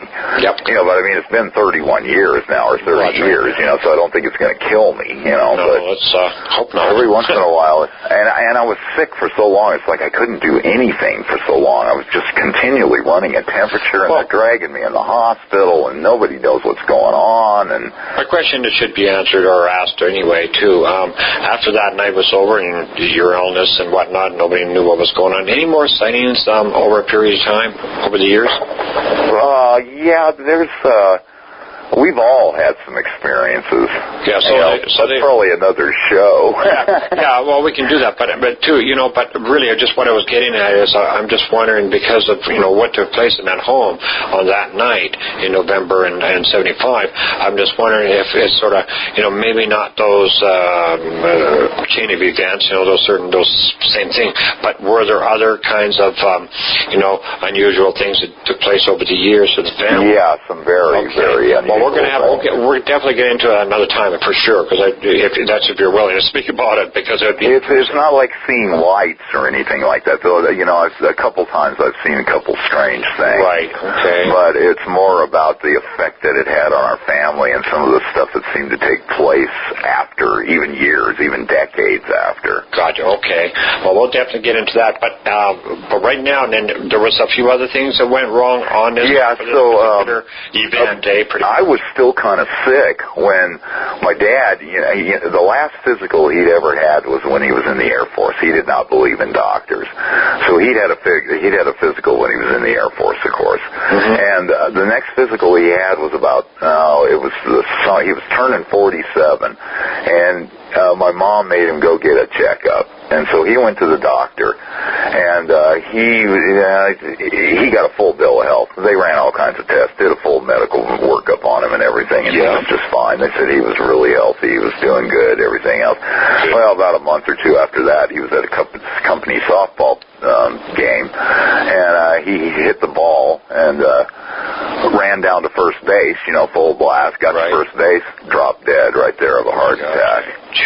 Right in front of everybody. And Viv and I were there with Cynthia. Cynthia was just a baby in diapers. I was down the right field line. I can still remember us watching him run, and I'm cheering because he just got a hit, right? And he hits first base, and then I see him just fall. Man, that was quite a... Yeah, that's something you definitely sure don't want to see. That's for darn sure. I guess, too, there's... did your dad he didn't have any kind of medical problems prior to that? There were... No, like I said, he just had a physical, and they pronounced that's totally fit. Just thought I'd have to check out for sure. Anything else you want to add here, Steve? No, I think that's kind of covers it. It was very bizarre. I think you can tell. It still can kind of shake you up when you think about it. Oh, I know. And again, I really do stress. If people listening to this, number one, if you have had a sighting in that area, had an encounter that's maybe similar, heard screams, heard something weird happening around that area, please contact me. It's Brian Vike. Also, we are requesting if somebody would like to volunteer their time on a particular case, and this happens to be one case that I really do believe in, but like to try regression or to regress these folks. I think it'd be well worth your time to do it and try to help these folks out and to help them. You guys would obviously like to recall some of these events that seem to be lost, and it sure sounds like we do have some bits and pieces of it. It didn't sound too friendly at all. Yeah, well, this is it, and it would be nice to get those bits and pieces put into one long, sort of a sentence, you might say, or a paragraph. We're actually, I got to be honest with you, all of us have kind of talked about it. We're not really sure we want to go there, but we're going to do it anyway. Well, let's put it this way: if we can find someone, then any option is open. We'll definitely do it, because see, we know we lost 4 hours. I told you that before. Oh yeah. The losing of the 4 hours is as clear as anything that night that happened. Right. Okay. Now we're going to be talking to of course, I've already spoken to your mother. Great lady, wonderful lady. It was a wonderful conversation with her. Her interview is going to be with Steve's here, following or coming up. Also, we're going to be talking to your brother Rick, and he's going to give us his details on what he recollects from that night. Maybe a good description of those balls of light going over. Oh, man. He was witness to them. Yeah, he's got a good one there. And also Viv, your ex-wife, who has been gracious to come on too. So this is 4 people, that are explaining and relating this experience. It's an amazing experience, and it's not one of these like when we did the Jeff French show and that, like Jeff said, we don't hear about these kinds of cases like this, with these screams and that. I mean, there was a Kenny Young case, that's the only one I can think of with the screaming. That's the only one I found. It's all over. I don't know of any other ones. I've got lots of other cases, where, of course, there's missing time involved and whatnot, and, sightings of a UFO, and of course missing time, but not with all that stuff going on. This is just totally bizarre, and it's over these period of nights. This is really weird. Usually it happens, it's gone, and it may come back who knows when, and it happened again, but this took place over, 3 nights? Well, this is bizarre. Yeah, it was just like that hillside was just... Yeah, so there's something going on there for 3 nights there. Right, so there's got to be someone around that area who has at least some knowledge of something going on that they personally experienced that night. If it was I really have to believe that this has happened to other people through the years. Oh, it has, I'm sure. I can tell anybody that's out there that's heard these screams, they know what I'm talking about, right? Oh, sure. Because you have never heard anything even close to that in your life, so If somebody's heard it, they should get a hold of you. It would make us feel better to know there was something else like that out there. Other people. Well, and the thing is too, if people are listening to this, and we can get the information from them that is in relations to this, and they don't mind, maybe we could hook you folks up. I'd be more than happy to do that. And that way you can at least discuss it and maybe come to a little more resolution. Not that you're going to be resolved, but just give some thoughts and back and forth to each other, and maybe come up with some things that someone might not have thought of or whatnot. It's just nice to not have some other people around, maybe around that area who saw it, or in another part of the United States, Canada, the world, who's gone through a similar thing as this. Just would be nice to get, and just so everybody knows, you, Steve, too, and anybody else listening, that I'm not going to give out anybody Steve's information or the person contacting me's information. It's got to be mutual, and then we can get you guys together, just for the privacy's sake of it anyways, because I like to respect that for sure. Brian, I want to thank you because you have done a wonderful job with me. You've done just exactly what you said you were going to do all the way. So anybody out there wants to report Brian will definitely keep your stuff within himself. Well, thanks, Steve. I honestly do think it's the most important thing when it comes to ufology. When people are good enough to send the reports and take the time, they're putting their confidence in you that you're not going to go blabbing all over the internet or radio or whatever it may be, or posting up their personal information. And if a person wants to work in this field, you better follow the rules. And it's one simple one: protect the witness's privacy at all costs, and that's it. Unless you get full permission to give out their name, their number and whatnot. But other than that, you got to respect it, and that's the way. Well, the other thing about that too is, like I told you about this. If I've got my brother, I got my ex-wife, I've got my mother. They all have the same story. Exactly. I've got backup. Yep. If I'd heard this by myself, I'm not sure how easy I would have come forward on it. Exactly, and I can understand, and I've heard that quite a few times from a lot of people, saying the same thing. If it was just me who saw it, I may not be reporting it today. Or tomorrow or any other day for that matter. Yeah. But because they had people with them, they felt more confident anyways that it would be, okay, I'll talk about it. And like we said earlier, how long? It took you a long time before even you came forward. And it is such an important case. And there are people who have experienced something very similar. We got to find... It had to have happened. Yes. It couldn't have just been Thousand Oaks 1975 if this happened. No, I don't think so either. And if anybody that has heard this thing, they know what I'm talking about right now, and I'm sure they're out there, and I'd really like them to contact you. Okay, well, we'll get on it. We're going to get this interview up soon. It's probably going to go out as a special, so we'll make sure we promote it. I also will be posting this whole interview to the website. It'll be going to some others also, so we'll hopefully get enough airtime and airplay on this that maybe some folks will finally say, okay, hey, look, we've seen this and get a hold of me, and from there we can go from there anyway. So, well, my friend, numbers. Strength in numbers. You bet it is. It really is. And this kind of stuff, yes. Anyways, my friend, I would like to thank you so much for coming on, reliving your story. And, like I said, we're going to have all the other members of your family and so forth coming up right after this. So, thank you, Brian. Also, thanks very much, my friend. I really appreciate it, and we'll talk to you real soon. Okay, thanks. Okay, bye-bye. Well, that wrapped up Steve's interview. What a wonderful recount of the events that took place over those nights. We're going to move right along and speak to his mother, Faye, and she's an elder lady, and she's going to tell us what she remembers on those nights. So, here we go. It's really nice that you want to take time with me here, Faye, to, basically, anything you might be able to recollect on what, took place down in Thousand Oaks here back in November 1975 over the 2 nights. So, basically, I guess, what what were you folks doing, if you can remember, that evening? What sort of led up to the events that took place?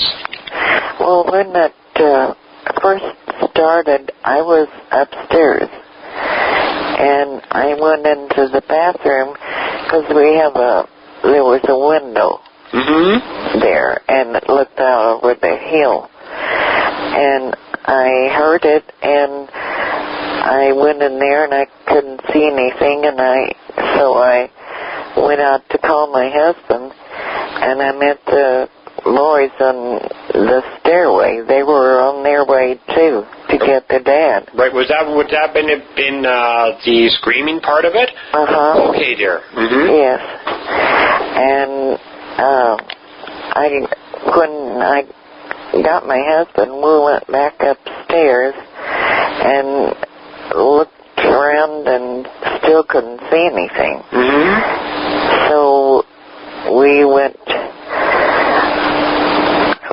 out on the front porch. Anyway, gang, we're just going to hold off here. We got a break coming up real quick. I tell you, it's so nice to have so many people willing to speak out on this experience. It's just absolutely great. And boy, do I appreciate it. And like I said, this lady's just a wonderful lady, and I'm really so glad she was able to do the interview with us. So anyways, we're going to get at a break, and we'll come back, and we'll pick up right where we left off.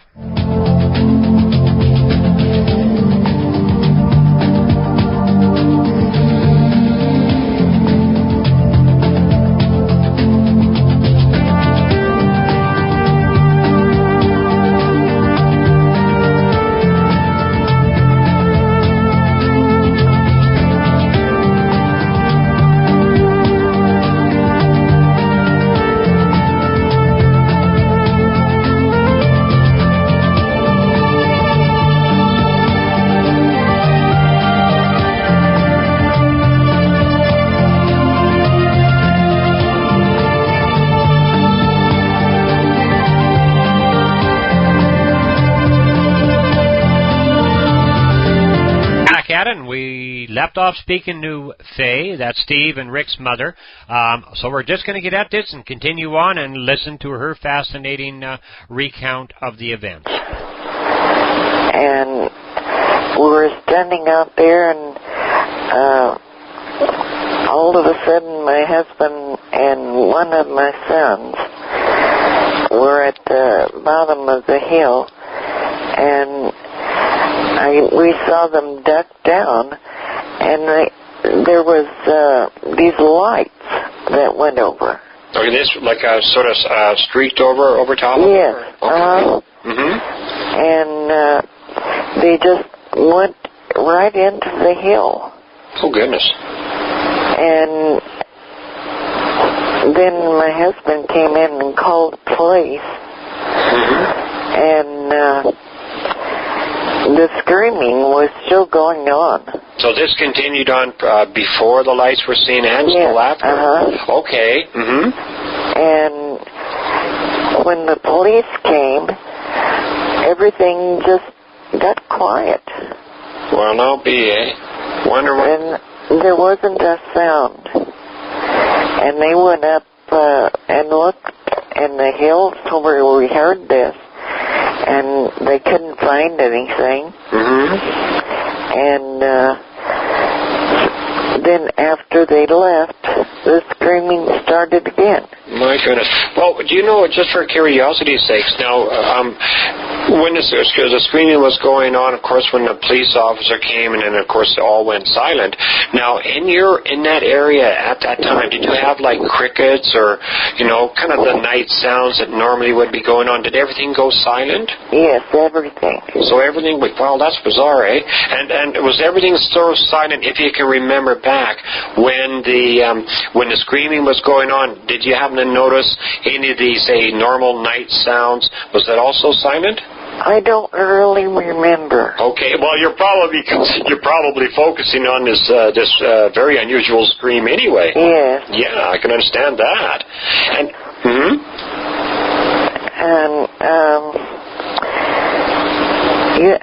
you'll have to forgive me because a lot of things I don't remember anymore. Oh, that's okay, dear. You're doing wonderful. You're doing wonderful.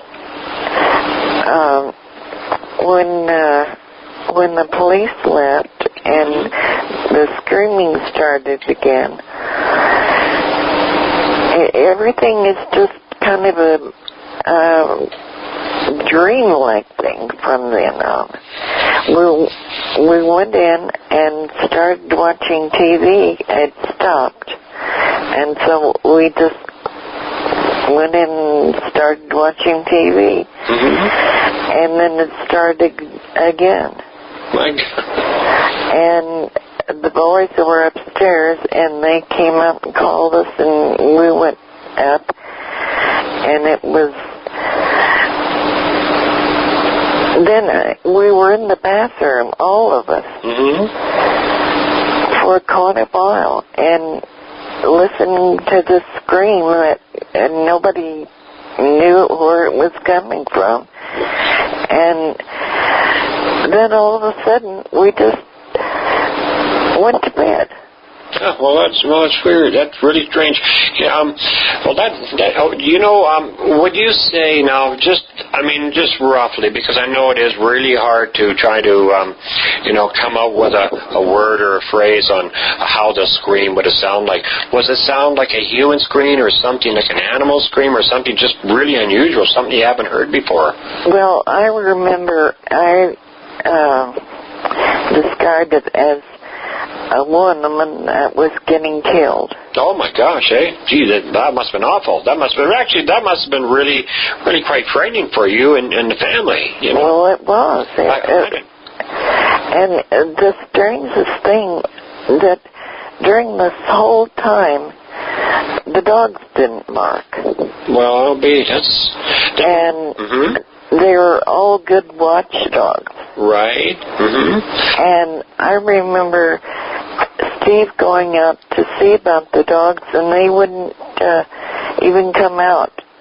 So they were I'm wondering because I don't know this, maybe they were disturbed or frightened from something that was maybe causing maybe the scream itself that was definitely unknown to them and a little terrifying from them, and we don't know that.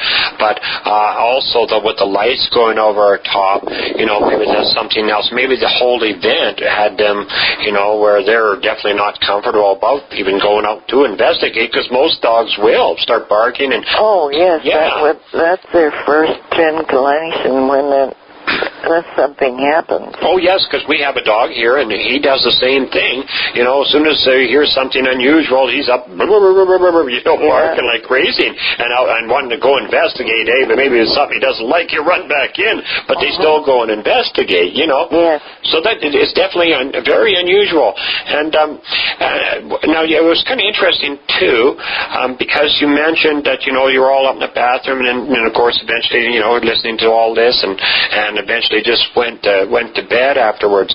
Now, I don't know if this is it's kind of maybe an unusual question to ask, but do you believe or have a feeling or anything that there was more going on, like there was possibly some missing time or something that there seems to be a lapse of time? Well, there was, because when we went to bed, I didn't look at the clock, but one of the kids told me the next morning it was 4:30. And when we went upstairs, it was sometime around 12. Oh, my goodness. Oh. And so that's from the afternoon to midnight, or just after midnight? No, 12 at night. Okay, dear. And till 4:30 in the morning. Oh, my goodness. Oh, holy, that's a long time. Yes, it was. My goodness. And the strangest thing was, we just all of a sudden looked at each other and said, well, let's go to bed. Yes. And we didn't question anything that night. Right, I understand what you're saying. Yeah, so they're definitely, in my mind, it seems like, well, for one thing, that's an awful lot of time, to fly by without somebody mentioning a show they're watching in between that time, or less, in the next day talking about, or in the next couple of days or week after talking about, that was really weird, all the screams and the lights and stuff, and that was still going on between, I remember I was looking at the clock at 2:30 now or something, because usually people do, that's the normal thing everybody does. So so it makes me wonder, wonder, what went on between those between those hours that maybe somebody's definitely not aware of these days. Well, we just don't know. No, it's very unusual. Now, those lights that came across, and that's when the boys had ducked down, and they hit the hill. Was it just one, or was there more? There were either 2 or 3. I don't remember now. Okay, did it cause a fire or anything like that? No. No. Okay. They just went over and disappeared. Okay, and weird. Well, that's strange. And then the police did check that out and couldn't find it. No, my husband didn't even tell the police about the light. Okay, just a he was thinking by that time that everybody would think he was crazy. I understand fully, let me tell you. I talk to a lot of folks, and they say that's one of the things they say, well, we didn't tell anybody because, gosh, they think we've lost our cookies here. Well, that's right. And my husband was one of the most honest people I've ever known. And he just didn't say anything about it to anybody. Yeah, and I can understand. You know what? I really do understand why he didn't say about that because, you got the police out in the area for the screen because, okay, we didn't know, we knew there was some weird things happening, but the thing is, was someone in trouble, whatever. I mean, thinking logically, say, and have them on report that police have to investigate just in case there was someone in trouble and they could get some help. But I understand where, again, he doesn't want to mention the lights in with this because the police officer might take a second look at him. And it's a shame that people have to worry about that because here a whole family, your family, is watching and listening to this all going. It's really happening, but you're almost, but you're afraid in secondhand of saying things. It's a real shame, Yeah, well, and the strange thing was the next day, I worked with a lady at an office in town, and she came in and she started telling me about her neighbor was driving on the street below her house, and she saw some strange lights. Anyways, gang, we're going to carry on with Faye in just a few minutes. We got another break coming up real quick, so we're going to get at that, and so we can get back speaking to Faye. And like I said, what a wonderful lady to share her story with us, and she recounts it very well. So we'll be back right after the break.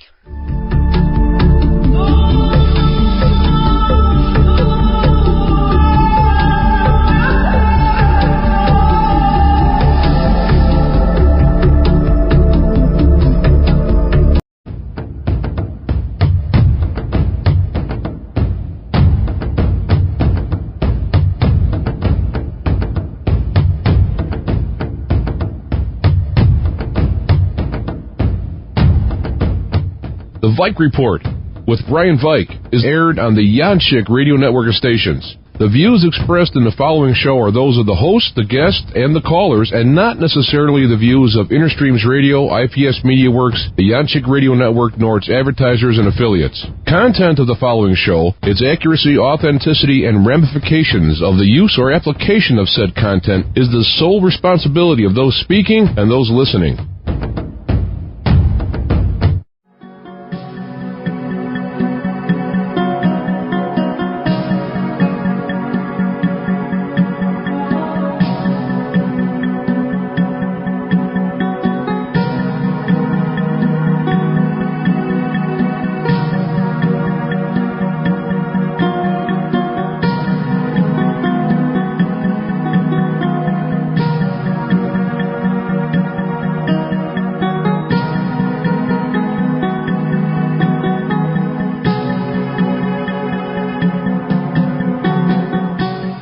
We're back, and we're speaking with Faye. This is Steve and Rick's mother, and we're going to finish up talking to her and see what else she has to say, and it's quite interesting, so and also very sad. So here we go. My goodness. And she saw evidently the same thing my husband saw. because it was about the same time. It was, well, see, that's very important to have. Not that the whole family isn't credible, because you folks really are. I mean, I've been talking to your son Steve, and I'll tell you this here is so credible and so important of a case. But to have, as a ufologist, what you do is you try to find others, separated from a witness, say, in another neighbor's home or another community or somewhere in that community, sort of basically to verify something happened, because you can triangulate maybe points and maybe come up with an impact area if it happens to be that or something, So it's so important to have these other witnesses, and good for you guys, just to know that, hey, we weren't wacky that night. Of course you weren't, but it's nice to have somebody verify it too, just for yourselves. Well, this lady that told me about her friend seeing it, about a week later, she committed suicide. A week later, after she saw the lights? No, not the person that saw them, but the lady that told me about it. I understand. The lady she told. Marge, I had worked with her for years, and she was a real good friend. Oh, sorry to hear that. And she drove out to the park and shot herself with a shotgun. Oh my goodness. And nobody ever knew why. Well, and everything was obviously seemed to be fine. Everything was fine. How about the lady that seen the lights? I never met her, and I don't even know who she was. Oh, that's fine. I was just wondering, was everything okay with her? And that's what I was hopefully concerned about too, because that's very sad. That's really. Oh, it was terrible. That came out of the blue, basically, then, for you all. Yes, it did. Oh man, that's very sad. That really is sad. It really is. But why? I mean, why at that period of time too? A person has to, for myself, it's sad. But you take into consideration, what all of you and your family went through, and you put that into it too, and it gives you a little more to go on. And gosh, this is a pretty frightening experience when you look at the whole picture here. It's very frightening. Yes, and one of our dogs died about a week later. Right, that was Steve was telling me about that, and it just and the dog, it was a German Shepherd, I believe, correct? And it was completely healthy, and I think Steve said it was a young dog. It wasn't an old dog at all. He was young. And then there was other things that went on too, with some of them where people seemed to have a few health issues anyways that seemed to take place, and not right maybe immediately after that night or that experience, but down as the days and months rolled along, people started. That's right. That's stuff like that. You really do obviously wonder. I mean, we know what happens in everyday life, but sometimes why after such an unusual experience? And that's what, we question and we try to find answers, although, like I was talking to Steve, very hard to do, but you keep looking anyways, eh? Well, we went, my husband and I walked up on the hill behind the house the next day, and we could see the grass was all laying down. In two different spots. Oh my! And this just this one area. Every other areas were fine. Was it? Yes. And that's the first. It just didn't make sense. No, I guess not. And did you now? When you can think back a bit, the screams that you heard, off and on, were they coming in that direction where the grass was laying? So they were coming from that direction? Yes. Did there any other signs of anything other than the grass laying down, if you can remember? No, that was all. No, that's fine. So it looks like something, I don't want to put words in your mouth, but it looks like something had definitely leveled the grass, or at least pushed it down from what it sounds like. Yeah, got you. Holy smokes, eh? And did anybody else happen to go up and take a look around, or just you and your husband? Oh, the boys went up there. Okay, fair enough. We all went up, and there was a big drainage ditch up there, and nothing had been disturbed in it. Nothing, just this one area was a gravel. But the one area where where the grass was flattened. Well, I'll be. Now that is really incredible. Was the area very large where the grass was put down, like say in a it was, I'd say 8 feet or maybe more. Would that be across? Across, okay. And it was in 2 different spots. Oh. There were 2 of them. Oh, my goodness. Oh. And they were, one of them slightly overlaid the other one. Okay, I understand. Well, now that is really, really interesting. That is really, and there was no any kind of a burn, any kind of like that, or any kind of substance, fibers, or anything like that. Okay, that's perfect, because just tell me what it is. That is incredible. So that really has to make a person think, what the heck was happening there? Well, that's true. And the strangest thing was, nobody else heard it. Yeah, and that means that, the neighbors around... Our neighbors didn't hear a thing. Well, was it... Well, of course, I wonder at that point at night, do you think that they might have been sleeping, or maybe they had the TV up loud or something? Or maybe no. Of course, I mean, with the lights and everything happening, and the screaming, gosh, you think somebody else would have seen or heard it, unless somebody didn't want to admit it. But usually, I imagine you would have been friends with these folks and being neighbors. Mm-hmm. Yeah, we had been friends for years. Yes, I can imagine. And they didn't hear a thing. Well, that's, it's interesting because they didn't hear nothing. Anybody else on that, on the road there, other neighbors, did they come forward, or did you talk to anybody? No, we were kind of off to ourselves. Okay. Mm-hmm. The way the houses were. Okay. And we didn't talk to anybody else. Okay, so the actual houses were spaced out a little bit? Well, we were at the end of the street. Okay. And it was a dead-end street. I wonder if maybe that's a possibility why they didn't hear or see anything. Could be. I don't know, of course, but I'm just kind of wondering if that's a possibility that... The people next door would really have been the only ones who would have, because our houses were close.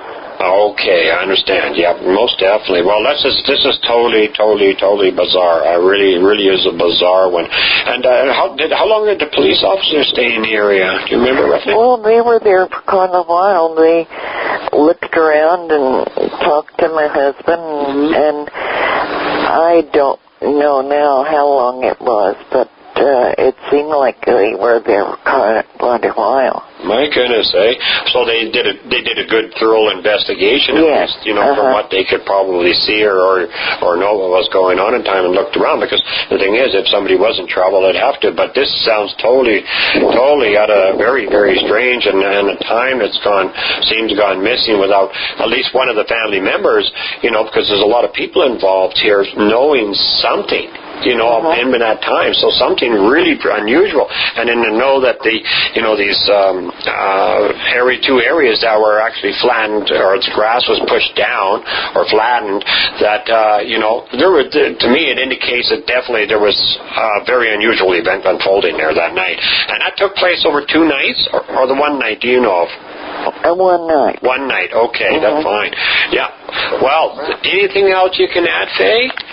Oh, no, I don't think so. Okay, dear. Well, I would like to thank you very much. It's so much appreciated, and it is so helpful to me. I'll be speaking to Steve, of course, and the rest of the family members, and I really would like to try to get something to come out of this for you guys and for myself to try to, figure out what's going on. And it looks like I was just talking to Steve. We were talking a long time, of course, but he's a good fella. But anyways, we'll come up with some other ideas we just discussed before you came on air, and we're going to see what we can do that way too, and just see if we can try to find some answers for you folks. It would be nice. Yes. Well, it's something you don't forget. It's something you can't forget. It's sort of imprinted on your memory, No. you know? No. Well, I had a stroke a few years ago. Mm-hmm. And that's the reason I have forgotten a lot of things. Yes, but you did a very, very wonderful job of relating, pretty much the chain of events that happened that night. So you've done very well, and I really appreciate it, Faye. Well, thank you very much. Okay, my dear, thanks so much. And if you could, I think Steve's going to come back on for a minute or two. Yes. And I would like to thank you again, because I really, truly appreciate you taking the time with me today. Thank you. Okay, Faye. Bye-bye. Bye. Well, that wraps up the interview with Faye, and I'd like to thank her very, very much for taking the time with me. A wonderful lady. Anyways, we're going to move along real quick here. We're going to be speaking to Viv, which is Steve's ex-wife, and she's going to at least tell us her thoughts on what went on over those nights. After we're done speaking with Vivian, we're going to be speaking to Steve's brother Rick, and he has a lot of more detail to this whole event, such as the color of the lights. They were actually hovering at one point, and then shooting off, hitting the hill. Pretty darn interesting what he's got to say. So, anyways, we're going to get at the interview here with Vivian, and then Rick at the end. Here we go. We are continuing on with this interview with these four folks from Thousand Oaks, California at that time when they had their experience back in November 1975. Actually, this whole event took place over a number of nights. Anyways, tonight we have Vivian here speaking with us. And I guess, Vivian, you're Steve's ex-wife? Yes, I am. Okay. Always nice to be an ex, isn't it? Well, sometimes it's better than being the current, I know. Wait till Steve hears this. Nah, he's okay. I know. He's a good guy. I've finally gotten past the point where I want to pinch his head off, so it's all good. There you go, eh? But anyways, now, of course, this weird thing, I mean, the first night, I guess, and I don't believe you saw this, but you can fill me in and correct me or not, there was a light that came over, and it burst in the field. This plasma or this energy was sort of dispersed in the field. And then I guess later on, this tree caught on fire because the fire department was all, called out to extinguish this fire. And then, of course, as the night, I think that was pretty much it for that night. And then it went into the second night, and then that's when all heck broke loose with this screaming or this, I guess you can't describe it as screaming because it sounds like it's indescribable, the sound. It was a really, really strange sound, and I think in our previous interview I described it as being somewhere between a sick animal and a crying baby and a woman being tortured. It was a god-awful friggin' sound. It was like, I mean, that's as close as I can get to it. It doesn't even do it justice. My God. And then you heard that, or maybe not, the beeping. So in other words, you get that big, weird, shrieking scream or whatever, and then you get that beep afterwards? You know what? The first night, I don't remember any beeping. Okay. The second night, when it was going behind the house, if you were facing the hill, it was going from left to right behind the house. And as it was going from left to right, there was no beeping. It wasn't until it stopped going towards the right and started coming back towards the left that there'd be this god-awful shriek and then a pause and then this very high-pitched electronic beep, kind of like beep, just nothing outstanding, just very electronic sounding. That's weird. I don't know. That was the point at which I really started flipping out too. Up until that point, I was thinking it was some kind of weird animal or something. Because this whole thing wasn't a shriek or a scream or whatnot and a beep and that was it. This was going on for roughly how long? It's hard to say, but I know that when we went down and got Steve's parents, it had to have been sometime between 11:30 and midnight because Johnny Carson was doing his monologue. Right. On the tube. Exactly. Yeah. That's what everybody's been saying. And then this is where you guys all sort of piled into this bathroom, wasn't it? Yeah, we went up to the bathroom because there was a window up there that looked out onto the back of the hill about at eye level with where the scream was coming from, I guess. Mm-hmm. And pardon me, I'm chewing too much while I'm in your ears here. That's all right. So we were up there, and when that beeping started, I got really scared because now it became bizarre. And actually, the other thing that scared me about that whole incident was when they called the cops. Right. And this was before we went up to the bathroom. We didn't go up to the bathroom until after the cops had come and gone. Yeah. And I can remember I was standing at the top of the driveway with Steve's mom, and the cops pulled out, and I was pissed. Thought they should have got their butts up on the hill with their flashlights and looked around. Nobody wanted to do that. Yeah, I guess what did they do? And I'm thinking, come on, you turkeys, you got the guns. You go up there and look. Don't make my husband go up there and look without a gun. Yeah. Well, I guess what did they do? Sit there with a light on the squad car probably or something like that? Yeah, they used the big shining spotlight on the squad car, and they flashed it up on the hill. And, they probably did. And the thing didn't make any noise the whole time the cops were there. And this thing had been hollering pretty regularly for probably a good hour before anyone called the cops out. Okay. And what Steve and Rick didn't remember that I remembered very much because it put some sort of intelligence to the critter. That's what we called it, was the critter. Yeah. Was the fact that when the cops left and they went down the bottom of the hill and they proceeded to turn right onto Herb's Road, as soon as they turned right on Herb's Road, this thing let out a shriek like louder than any that it had let out before. Really? And it was almost like this thing was saying, screw you to the cops. Right, got what you mean. Yeah, no, I got what you mean.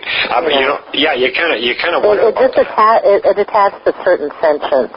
That's right. To whatever this being was. Exactly. And now this thing, it wandered, because I know when Steve was talking to Steve said, there was a lot of that purple sage behind the house, or actually all over the hill, I guess. So it was really, really dense. The whole ground was densely covered with all this stuff. Right. So he kind of figured that, this is a guesstimate because nobody actually seen this thing, but he thought, well, the noise at least seemed to be coming from above the sage. So in other words, was it taller, or let me put it that, taller, or was it floating? You can come up with all kinds of ideas. We don't know, but I'm just wondering if you had anything you might be able to add to that, or for what you. Not really. At the time, it didn't occur to me that it seemed like it was that much taller than the brush. I think the thing that seemed odd to me is I would have thought anything of any real discernible size, you'd be able to hear it rustling. Right, in all exactly. In all that thick foliage. Yep, exactly. Which makes sense. Yeah, it's that thick. You would definitely hear it walking through that brush. So, or at least. And the other thing that was just so bizarre is we had those two dogs. Those dogs would bark at the damn moon. And, if there was a squirrel running across the gully at the top of the hill, they'd be barking all night at that thing, Yeah. And they did not make a sound. And I wanted my dogs in the house. I was getting scared. I want my dogs in the house. And Steve had a hell of a time dragging them out of the doghouse and getting them in the house. Gee, presentation. So they were really stressed. They were scared shitless. Yeah, they had to have been. Yeah. They had to have been. That's incredible. Now, I was wondering too, I don't even get there yet, but you guys are still in the house now. You're in that bathroom, and trying to get this, maybe see if you can see something, or definitely you're hearing it from that area. Now, there was one point where the whole inside of the house lit up. Yeah, and then the next thing I remember after that was being in my bedroom, and Rick and Steve's dad were telling me I needed to get some rest, that it wasn't good for the baby for me to be so hysterical. Right. Well, hey, that makes sense just right off the top of your head. And I'm thinking, screw you guys, I'm going to be hysterical if I want to be unless you make this thing go away. Yeah, exactly. I don't blame you. I really don't.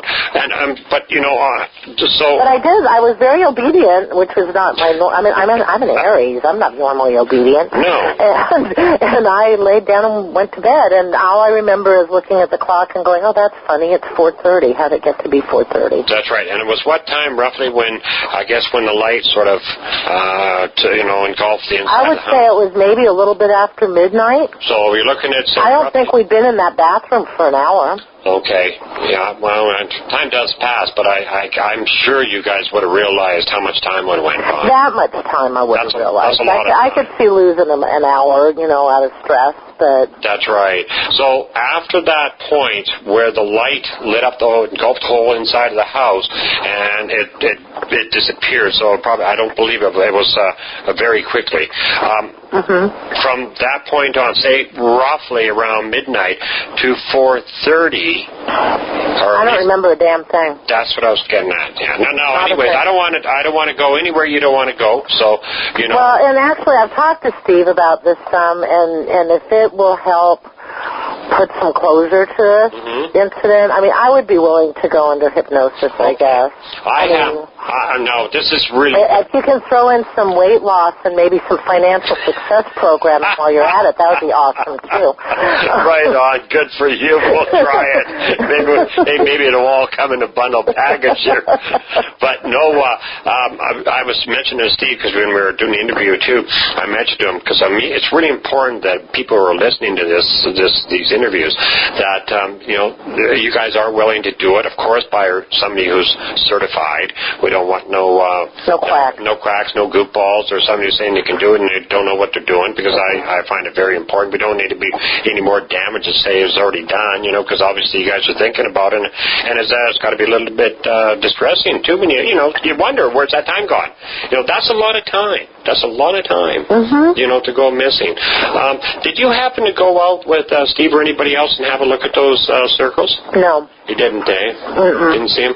Did anybody ever... I guess not, because I know Steve never mentioned it, but nobody took any pictures or anything, eh? I don't think so. I don't believe we even owned a camera. We didn't. I think we didn't even have a camera. I'm sure Steve's dad had one somewhere, but I remember we didn't get a camera until right before Cynthia was born, because we figured we better have a camera for baby pictures. Right, exactly. Got you. We had an old messed up Polaroid camera we used to take some pictures with once in a while, but it took lousy pictures. But no, I don't think anybody ever took any pictures of what was up there. I'm sure Steve would have mentioned. And I wouldn't go near it with a 10-foot pole, so. Yeah, well, I guess after the nice experience, who's going to want to walk up there and see what's going on even in daylight, because that's just bizarre. I don't know. Honestly, I don't know what to make of it, other than, with the lights flying overhead, and like we were talking about earlier here, into the field, and this dispersal of some kind of energy, and then, of course, then you had the other two lights or other lighted whatever they were that hit the hill that I guess Rick and Rick's father had watched, because Steve said he seen duck. He didn't see that go over.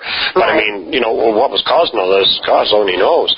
But anyway, back to this and the German Shepherd, because they were your dogs, and like you said, they howled at everything and barked at everything. Oh, they were crazy. They would bark at anything. Yeah, and then of course you said Steve ended up having to basically drag these out of the doghouse. Now, Steve was mentioning too, one of the dogs got really sick, and he ended up passing away, I guess. We had to have him put down. He developed some kind of paralysis in his back legs, and seemed to go blind, and just got really sick one day and had to be put down. That's really strange. And then our female, she also developed cataracts and never saw with very good acuity after that. And was it very long after, do you know, Viv? You can recollect? Pretty quickly afterwards, like within, just a few months. Yeah, okay, yeah. And Steve himself developed some weird blood dyscrasia that had him out of work for quite a while, and he was really ill, and they thought it was like, something along the lines of hepatitis. And they did all these tests and stuff, and he tested negative for everything that was known, but definitely tested as something being off. Well, we're going to hold off here for a minute. We got a break coming up, and we will continue on where we left off with Viv as soon as we return from the break.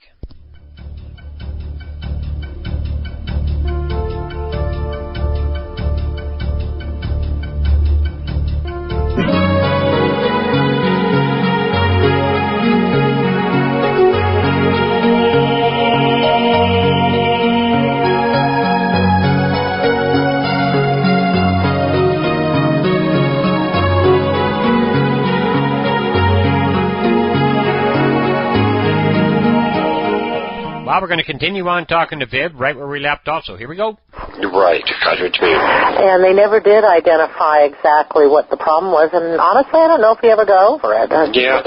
He's kind of phobic about doctors, so I don't know if he ever followed up on it. I don't want to go to him anyway. After these, probably see their bill who wants to go to one.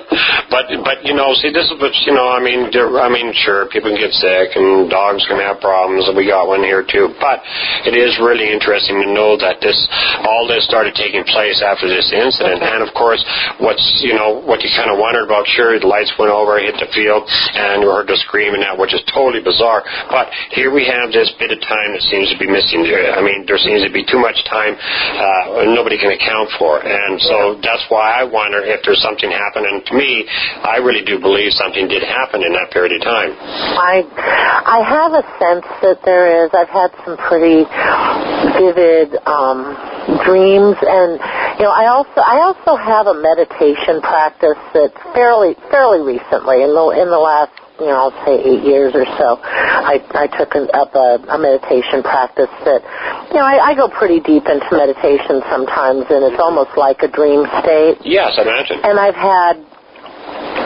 flashes. It's like a conscious dreaming kind of thing. And I've had flashes of something that I can't quite put a finger on, but when it happens, it's like my consciousness comes right back and shuts it off. Shuts it off, yeah. Maybe it's something your conscience doesn't want you to deal with. Maybe. Probably. And, God knows I've had experiences in my life that I do not have to deal with. But, I bet. I can imagine. I really can, because I wouldn't want to either, but it sounds some. But it's so. Is there anything else that you'd like to add that you think is rather important for this case?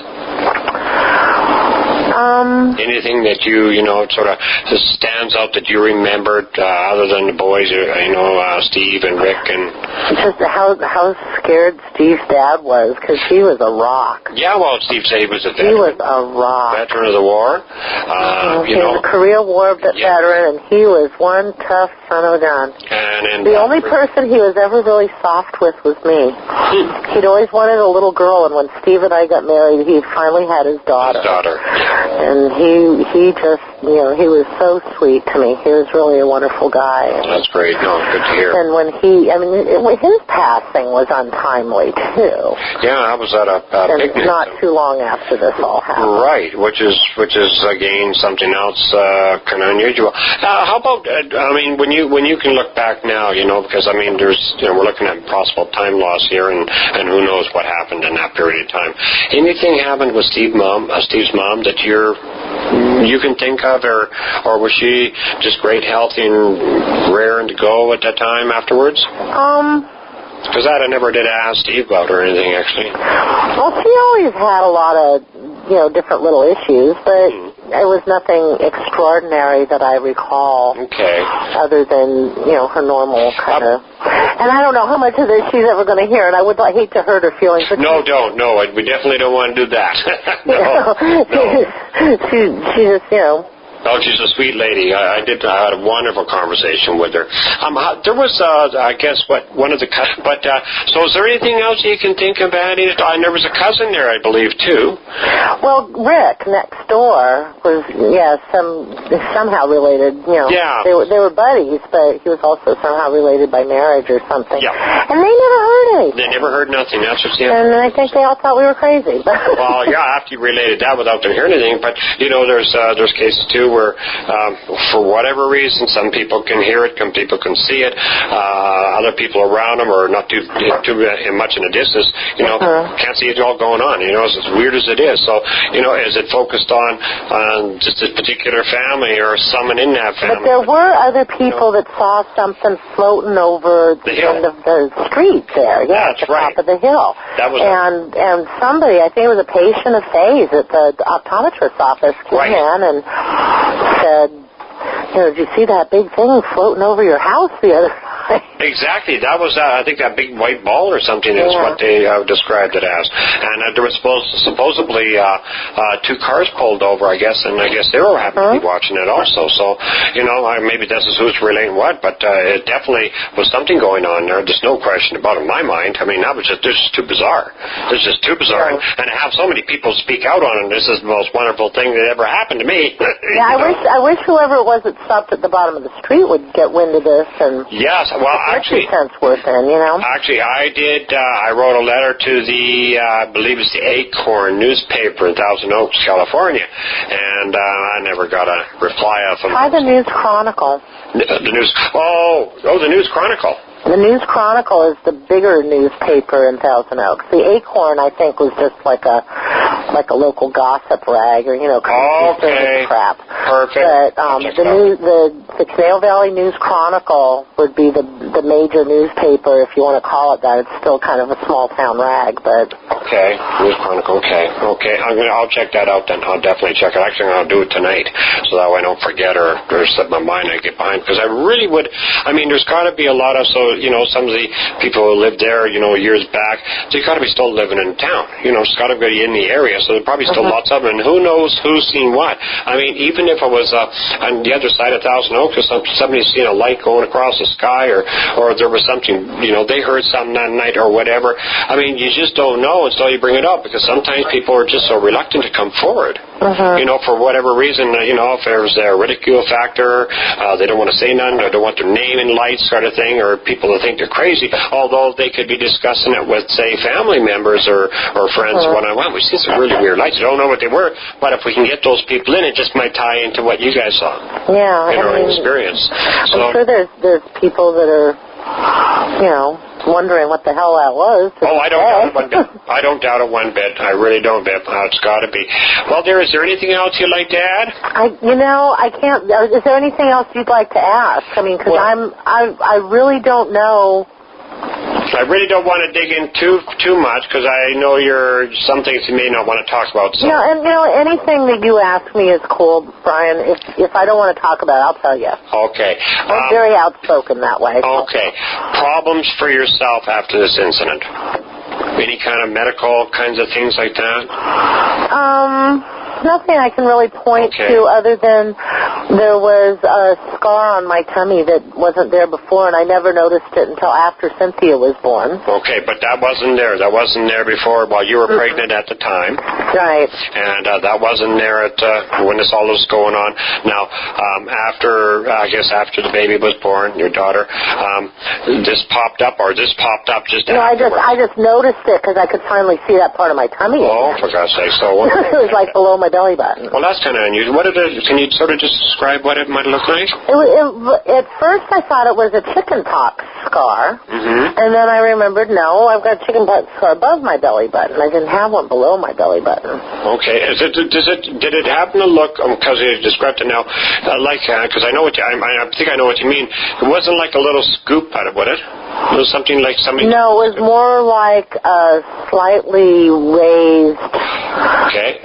Slightly darker bump, on my skin. Okay. Now, anything else happen? All the medical things you seem to be pretty cool on, which is great. And it's always good to hear. I'm pretty healthy. I mean, physically, mentally, you might get some dissension on that topic. Yeah, I know what you mean. How about say after your daughter was born? Anything? Totally normal birth. Good. Cynthia, again, like I said before, Cynthia, I've always felt is an extraordinary child. And I think she has some amazing powers with her mind. Right. But whether that's, just because she's an amazing kid and some amazing parents, or because the aliens tinkered with her inside the womb, who knows? That's true. I mean, we don't, and we'll probably never know. But she did have that spare set of teeth. Yeah, which is which is kind of unusual. And the little curved pinkies. Right. Which she hates for me to mention because she doesn't want her boyfriend to make fun of her. Well, we'll just make sure she doesn't hear this broadcast. I'm sure she'll hear it again. She'll give me hell again. But other than that, everybody's been okay. As much as I can tell, yeah. I mean, that's good then. I had another child 6.5 years after Cynthia was born, and Sarah seemed really normal. She developed diabetes when she was 11, and she died when she was 15 from meningococcal meningitis infection. But I'm sure that was, something completely unrelated. I mean, it just comes under the heading of stuff happens. Yeah. Anything such as maybe your daughter mentioning anything that been bizarre out of the norm for her at all? She's never mentioned it to me. Okay, good.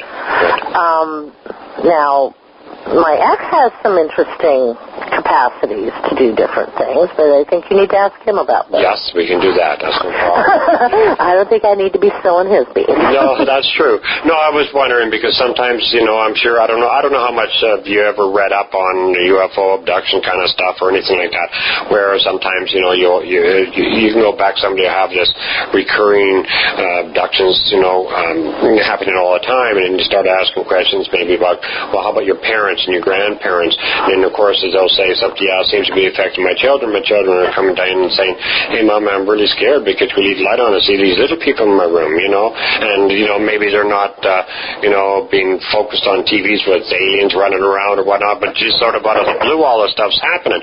So you don't know sometimes if it sort of passes along from some grandmother to parents, to daughter, and, to mom or whatever, and on to their kids. And that's why you sort of ask these kind of questions, just to see if there is anything. Yeah, and Cynthia's grown up hearing stories about the critter, Yeah, right. And, well, hey, she's probably heard about it. I'm sure she would have confided in you. I'm sure she would have. Since you guys, you've been talking about it, and so it was definitely out of the norm anyway, so she might feel comfortable to sit down and say, gee, Mom. If she wouldn't tell me, she'd definitely tell her dad. Right, so, and there you go. So probably everything's good, which is just totally awesome. That's always good news anyways. I certainly hope so. Yeah. But she's a good kid. She doesn't deserve any more nonsense in her life. Yeah, I agree. Okay, well, I think we got pretty much, everything.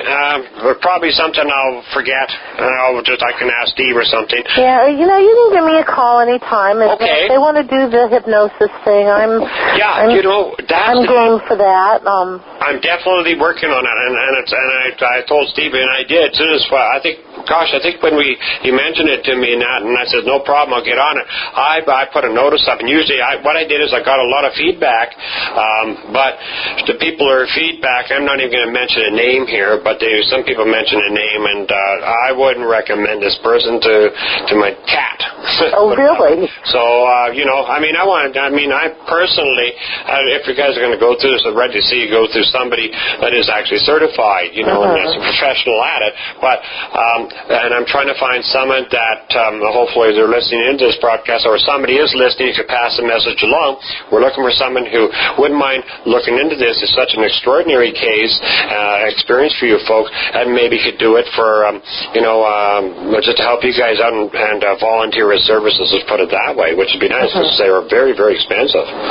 Yeah, I'm not going to go out of my way to pay to get it done, but if somebody wants to investigate this further and wants to, kick down for the thing, there's a huge part of me that's just thinking, this just needs to go away and not be dealt with, but, Steve decided to open the can of worms up, and now they're escaping, and I don't think we can get them back in there. No, that's right, and I agree with you. And as long as, Steve said you were a tough cookie, so as long as you're, willing and prepared to, you never know what might come out of it. I'm not saying nothing bad. I'm not saying anything good. I don't know. Well, that time of game, time for another break. We'll be back with Viv in just a couple secs.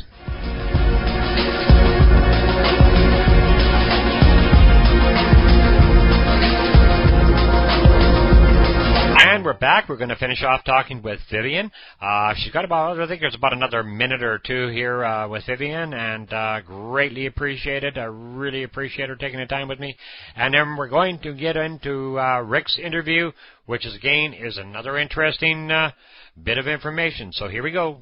But, you know, as long as they're not going to be more distressing to you than, say, what you're wondering about now, but you sound like you got a level head. Yeah, I'm actually pretty normal. I know, you sound normal. I don't know if that's a good example. My boyfriend is looking across the room at me right now like, you're normal? Then otherwise his eyes are squinting in his head shaking. Exactly. But this is the first he's heard any of this stuff. I mean, I can literally count on the fingers of one hand the number of people in my life I've shared this incident with. Well, I'd be sharing with a lot more. Now I've got to grow fingers and toes. Yeah, you got your whole body going to this now. The whole world is I know. in on this now. Okay, Viv. I'll keep in touch, and like I said, I got your phone number. I have been doing some searching. I haven't given up. I'm still writing people. I'm still trying to find out if there's anybody else around the area. So. If I find something else, I'll tell you, Steve, whatever, but everybody will know anyways, for sure. And I'd just like to say thank you very much for doing this with me tonight. No problem. And I'm really hoping that this is going to all do some good, you know, in other words, bringing some folks forward or and maybe somebody else come up with some ideas too. Well, yeah, as they say on the X-Files, the truth is out there. The truth is out there. Just find it, grab it onto it. When we grab onto it, hold on tight. Yeah. It may get away and we'll never have any answers. Exactly. Okay. Thanks so much, Viv. Thank you. Take care, Brian. You too, dear. Bye-bye. Night. We're going to shoot right into Rick's interview right away, and this will be the last of the people interviewed for this case.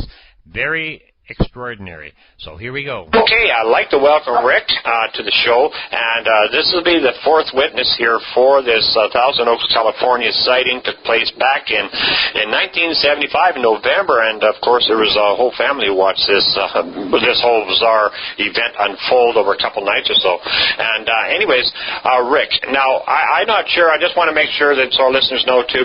What exactly you saw? Now you definitely heard the screams, but the interesting part too is you've seen these lights. So if you could sort of just describe from the beginning where you sort of came into it and, you know, give us a description of pretty much what was going on.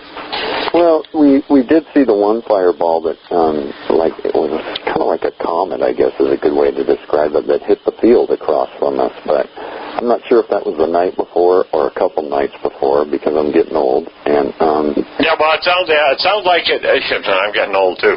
Don't feel bad.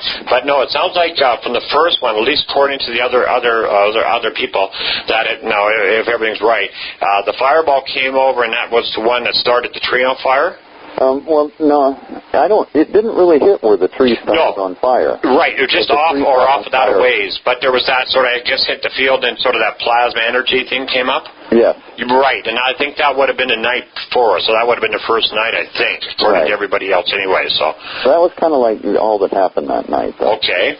We kind of talked about it a little. It was the next night. We were sitting watching TV, and I was sitting with Steve and Viv, and I sat next to the window outside, and I heard what I first thought was a kid screaming. Right. Because it was in the distance, and I could just barely hear it. And I heard it a couple times, and I tried to listen. And in fact, I even got up and went downstairs and went out in the backyard and tried to listen. Mm-hmm. Of course, when I went out there, I didn't hear it, and I went back upstairs, and I heard it a couple more times, but it was really faint. And then finally, after I heard it a few times, I heard it a little bit louder, and I told Steve to turn down the TV. Right. And from that point is when we started hearing it, at semi-regular intervals. Right. So what would you say, roughly, every 5 minutes or less or more? I think it was a little bit more. Okay. At first, probably like every 10 minutes. Okay. But then it sounded like it was moving towards us. Okay, so something was coming from a little bit of a distance anyways away towards at least here's the residence there, right? Right. Okay. And so we heard that, and they started coming closer together and getting louder. And, at some point in there, Steve heard it also. Okay. And we went downstairs and told my dad, and we were listening for it, and, unfortunately, I can't remember every detail. No, naturally. It's a long day. 75, that's a number of years ago. Yeah, a little bit. Yeah, I would say so, eh? And then at some point we decided to go out front to see, if we could hear it. And my dad and I went down the driveway. We had a really steep driveway. My house was on a hill. As we've described, the backyard went almost straight up. The hill was so steep. Gotcha. And we also had a second lot. We lived on a dead-end street, and the lot between our house and the end of the street, when they graded the lot, it wasn't big enough for a house. Okay. So they sold that to my dad when he bought the house we lived in, and he had a pool put in up there. Okay, gotcha. So we had walked down the driveway and sort of walked up the sidewalk because the street was uphill also. So, you go down our steep driveway and then sort of walked up towards the end of the street in front of the second lot. Gotcha, okay. And we were looking up there trying to hear, and we could hear the screams and the beep. And, they were coming at regular intervals, and we were trying to see if we could see anything moving up there. Right. And for some reason, I don't know why, my dad and I looked up at the same time to see these, I call them fireballs. They're more like gas balls. Okay. When we did the other interview that we did, I had said they were like the size of hot air balloons. Right. I wasn't thinking fast enough then. That's a lot bigger than they actually were. Okay. So after talking about it, I would say they were like 7 to 10 feet in diameter. Jesus, still good size, though. Yeah. Wow.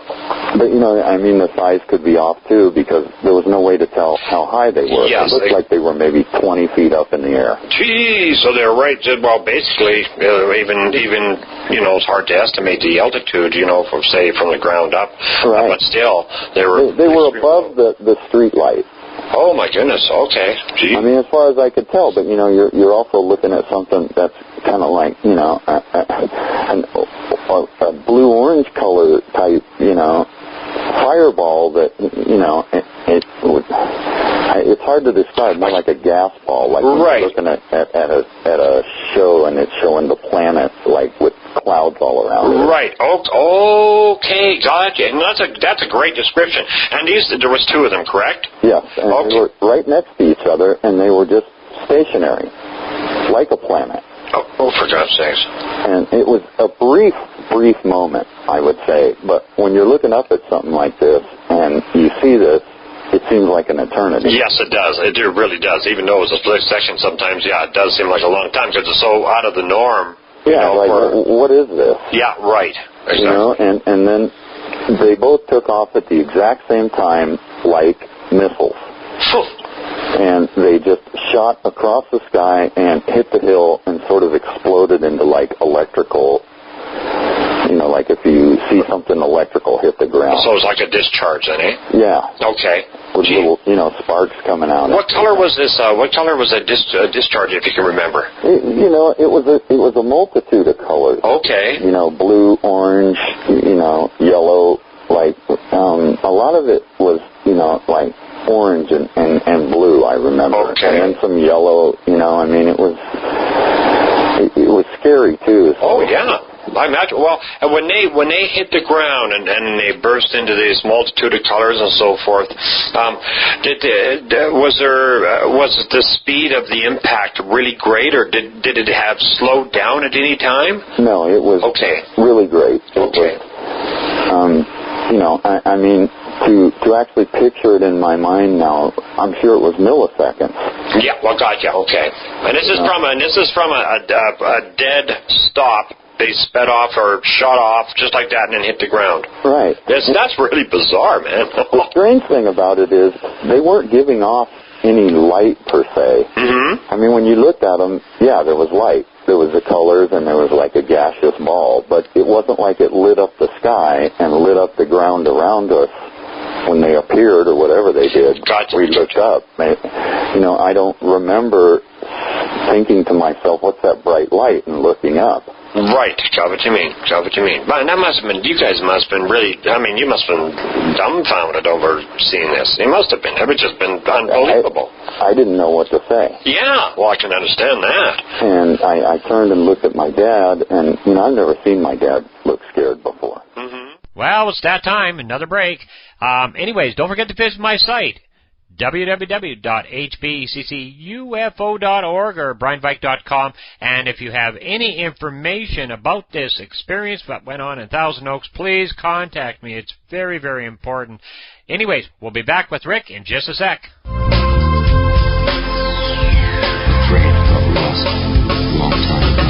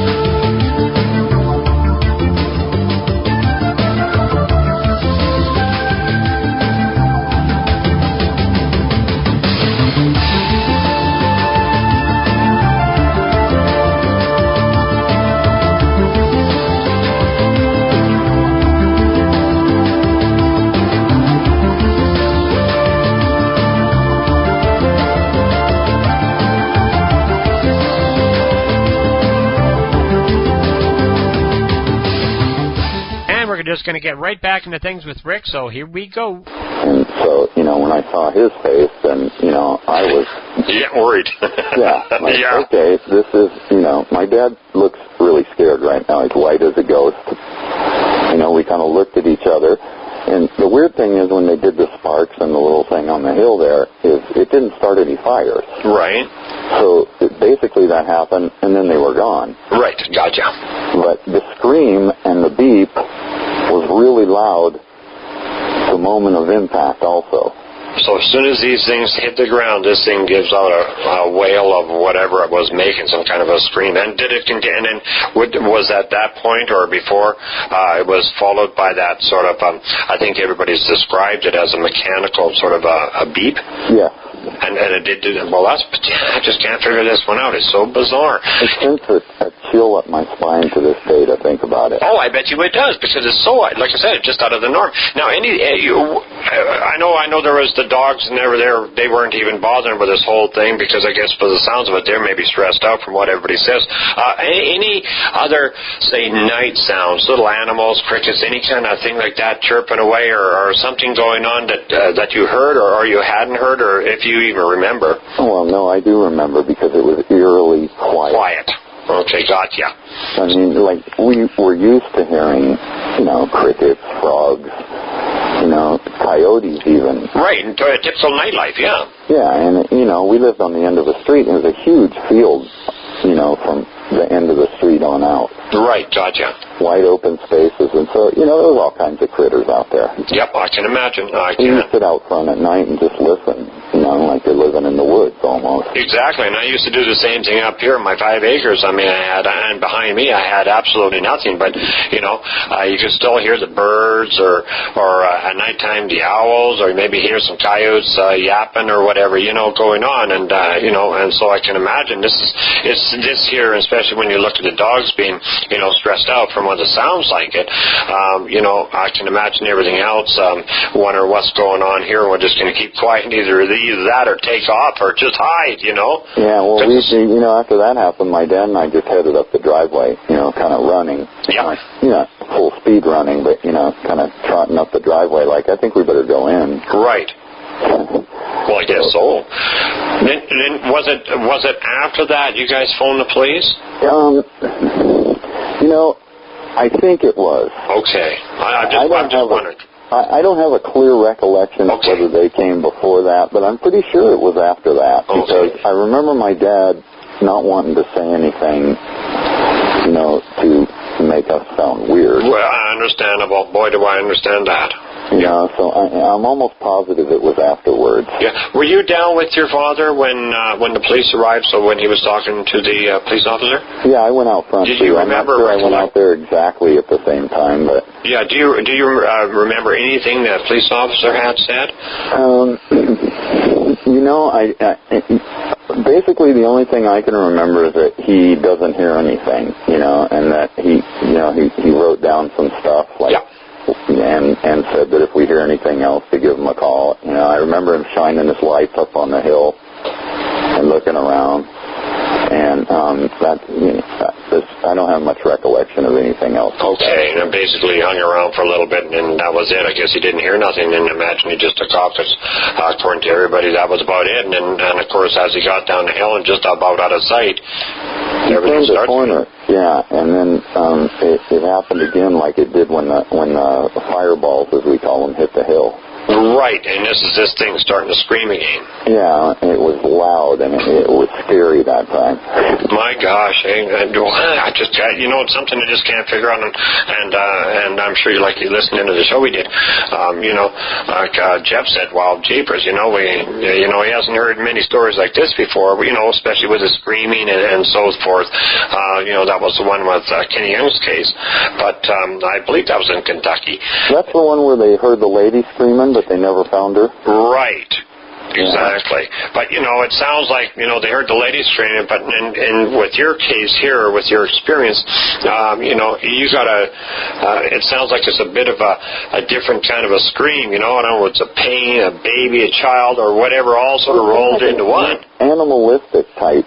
Yeah, but it's so hard to describe. That's what everybody keeps saying. It really is hard to describe, you know, which really makes this quite bizarre. It's really strange. And when you throw these strange lights into the mix, it's very, very weird, you know? It's so strange. I mean, for so many years, we didn't really even discuss it, you know? Yeah. I mean, it's just not something you go around telling people. They look at you like you're crazy. Well, that's right. Exactly. And shame of it is, it's too bad because there's so many people seeing things on a daily basis. And, you know, a lot of people just won't come forward. And well, look how long it took me to get this report, or for even, say, Steve to get this report out.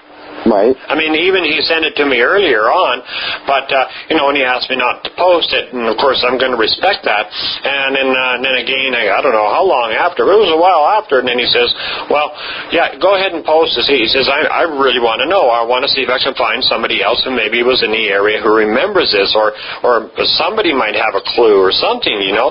So it took a long time from 75 to actually get this posted. Yeah, we talked about it, you know, a few times, and he pretty much just would drop the subject after talking about it. Understandable. And another really, well, the whole case is interesting, but another really interesting part of this is when you guys were in the house and then you were in the bathroom, because you went in the bathroom to see if you could maybe get a better look or you could hear better. Yeah, I think it was part of being scared, too. Yeah, well, I can understand that, too. Yeah, and if you could just sort of explain what sort of went on there, because that's really an important part of this case. You know, it got kind of weird there. You know, we went into the bathroom. We were, you know, taking turns looking out the window. We were kind of hanging out in there because it was a small space. We're all together. We're all scared. We have no idea what this is. All of a sudden, Viv was freaking out about somebody putting a needle in our stomach. Right. You know, and that light came out of the clear blue. And, of course, the whole time this is going on, we're still hearing the screams at regular intervals. Mm-hmm. And they're not going away now. So they're actually sort of moving more? Actually, at this point, it's almost like they weren't moving. Okay, gotcha. Mm-hmm. And, of course, it's hard to tell that, too. Of course it is. You know, through a little bathroom window. That's right. Hey, it's nighttime. Yeah. You can't see, so you can't see if something's moving around. I mean, hey, in nighttime, you know, sounds are quite different. I mean, I hear the trains go through. Some nights you can hear them like they're coming through the house, and this is a ways away, and other nights you can barely hear them. Yeah, I get the same thing here. We can hear the train once in a while when the wind's right. Right, exactly. So it's here, though, it was so loud. Mm-hmm. That it sounded like it was right outside the window. Jeepers. And so, you know, we were in there for quite some time. I can't really tell you how long. Right. None of us really knew what it was, what to think, so there wasn't a whole lot of talking going on there. Mm-hmm. I remember Viv starting to freak out, and I was, trying to listen to the beep. So, at first I'm like, God, Viv, be quiet. I can't hear. What's the matter with you? And I went out to see. She was outside the bathroom in the little hallway right there. Right. And I went out to see if she was okay, and Steve was taking care of her, and she was just kind of freaked out. I think just nervous over the whole thing, and, she felt like somebody was sticking a needle in her stomach. That's incredible. Now, did that happen before I guess, I don't know if it was when everybody came out of the bathroom or whatnot, because there was that light engulfed the whole entire house? Well, or inside? I went back into the bathroom. Okay. But, just right inside the door. Yeah. And I saw the light through the mirror of the bathroom, basically. Oh, okay, gotcha. It lit up the whole inside of the house. Cause right. The way it was set up was we were in my parents' master bathroom. Mm-hmm. And the bathroom was right inside their entry door to their bedroom. And outside their door was like a landing or a walkway type deal that went across the big open 2-story foyer where you came in the front door and up the stairs. Gotcha. And on the other side was a hallway that went to the other bedrooms. Okay, gotcha. So it lit up that whole area there. Jeez, holy smokes, eh? And I remember that light coming on, and then like Steve said, the next thing I remember was walking to my room. Well, actually, I went to Steve's room. Right. And that's totally bizarre. Yeah, because at that point, it didn't seem that strange, but when we saw what time it was when it was strange. No, right, exactly, because there was how many hours, roughly? I mean, 12:30 to what, 4:30? 4:30, yeah. Right there, so there's a number of hours in there that seem to have vanished. 4 or 5, yeah. I mean, gosh, I know we can do a lot of weird things just normally, where we see, I can be driving on the highway and I'll all of a sudden get fixated on something, and then I'll say, and then a few seconds later, did I just go through this, blink of a town, which isn't even a town, but, Yeah, but it happens. But that much time? That's a lot of time. And even though the excitement and being frightened about what's going on around you, which I know I would have been freaked out, there's no question about that.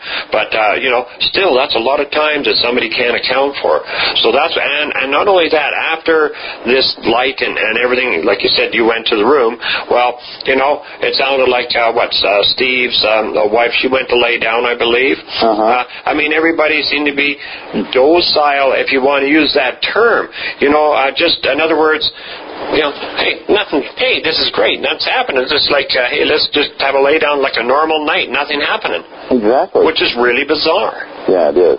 So that's where there's, a guy even needs to put the term, because I don't know, but it definitely sounds like there was some missing time to me. Looking at it from my end, I'm sure you guys have thought about it and wondering where did all that time go. Yeah, the strange thing is never have I ever had any thoughts of something weird happening during that period, just that it's gone. Yeah, right. Got what you mean. Yes, so I do understand. I've seen all these shows, where people all of a sudden start recalling that they were abducted to a UFO or whatever, but I've never felt that way. Right, gotcha. Who knows? Anything could have happened. Anything's possible that night. It was weird enough as to begin with, so who knows? What out from sewer gas coming out of the toilet, right? Yeah, maybe you were knocked out, eh? Maybe somebody had a good can of beans that night, eh? Yeah, maybe that's why Viv's stomach hurts. Who knows? But it's totally bizarre. Anything else you can add in here that you found really unusual or even important that you yourself might recollect? Well, the dogs is a weird thing. They never seemed, they were scared. Yeah, and for yourself, but no doubt, they usually do bark at everything. Oh, yeah. Mine does. It barks at everything unless there's something really freaks it out. But even then, they'll still bark. It'll come up by the house back door, but it'll sit there and still act up. But something really had those dogs stressed out.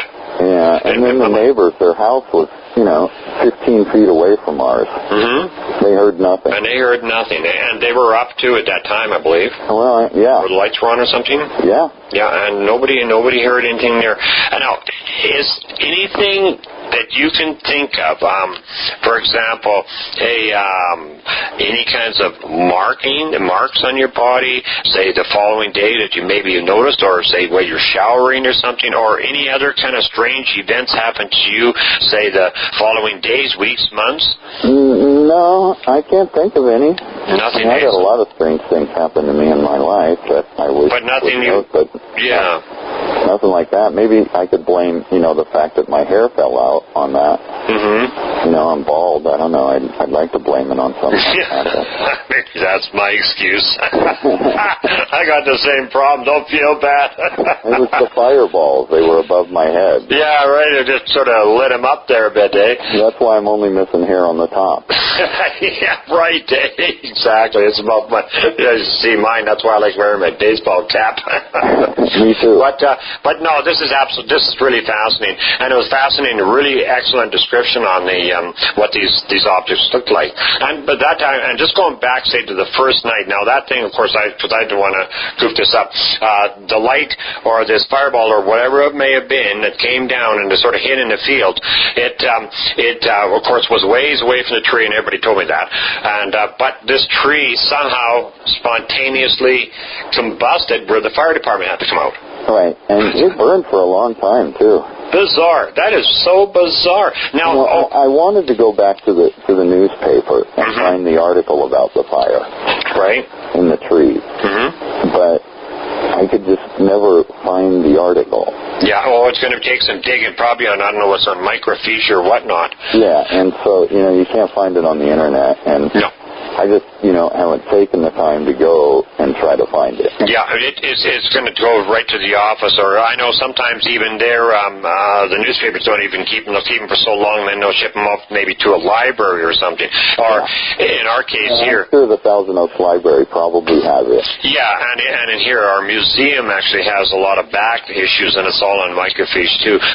Anyways, something else I was going to ask you here too. Did you go out and look in the area, say the next day or the day after, or any time following this wholly weird experience, go out and look where these fireballs or whatever they were that hit the ground? Yes.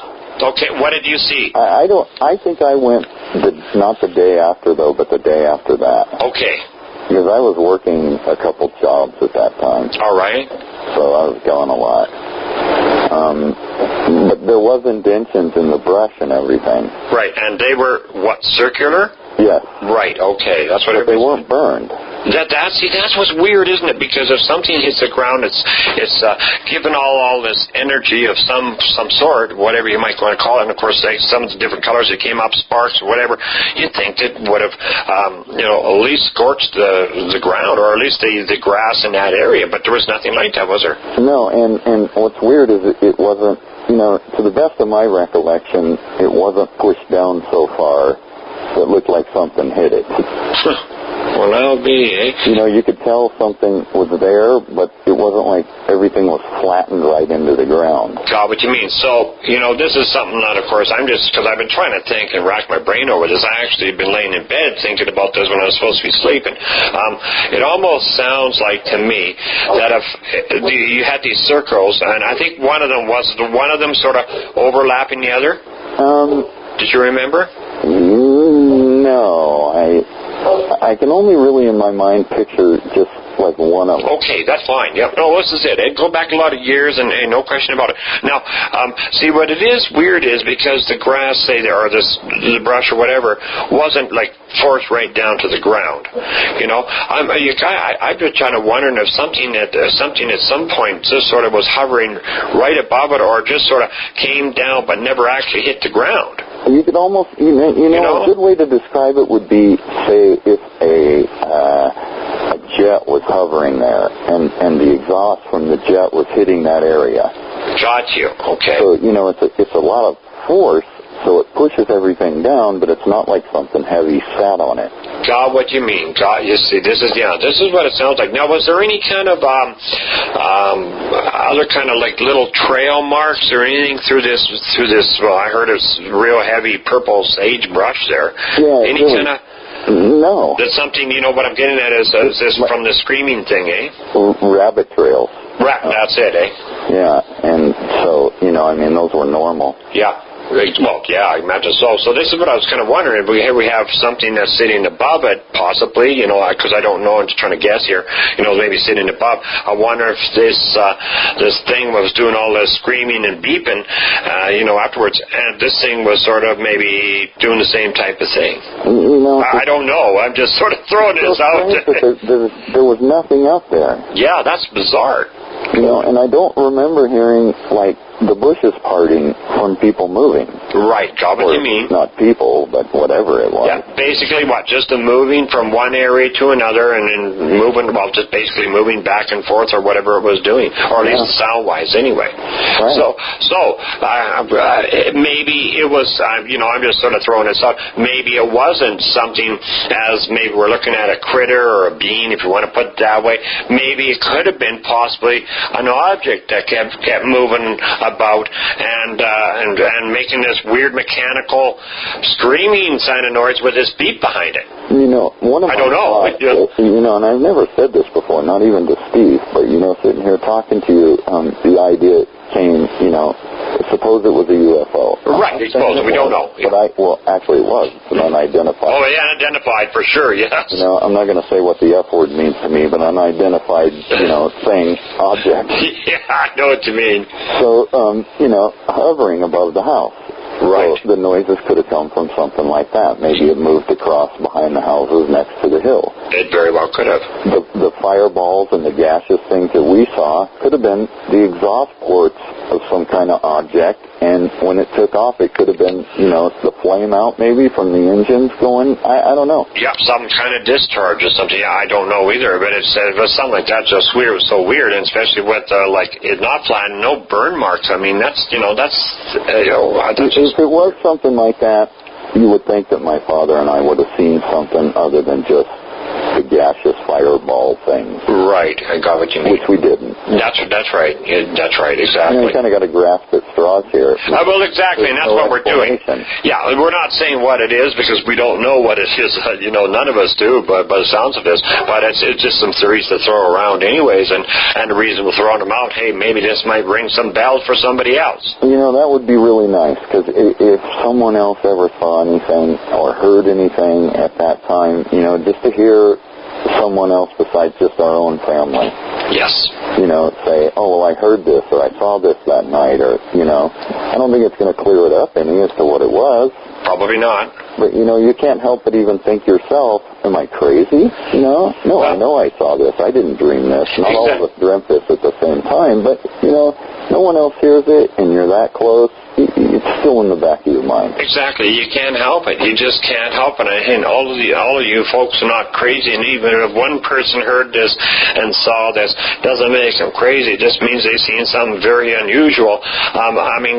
This is the problem, though. There's so many experiences or events taking place all the time, and people are, afraid to come forward and say, because they don't want to maybe be laughed at or whichever. But and it's such a shame that they can't say, okay, here's the information, Brian, or whatever, and, hey, I don't even want to post it. That's no problem with me, but it's the information that's valuable, and at least this information I could even turn around and just relate back to you guys, because this is what happened to you, if they don't want to go sort of really public with it, but it's just sort of ease the mind a little bit, and of course you guys know what you heard, and there's no question about it. That's what happened.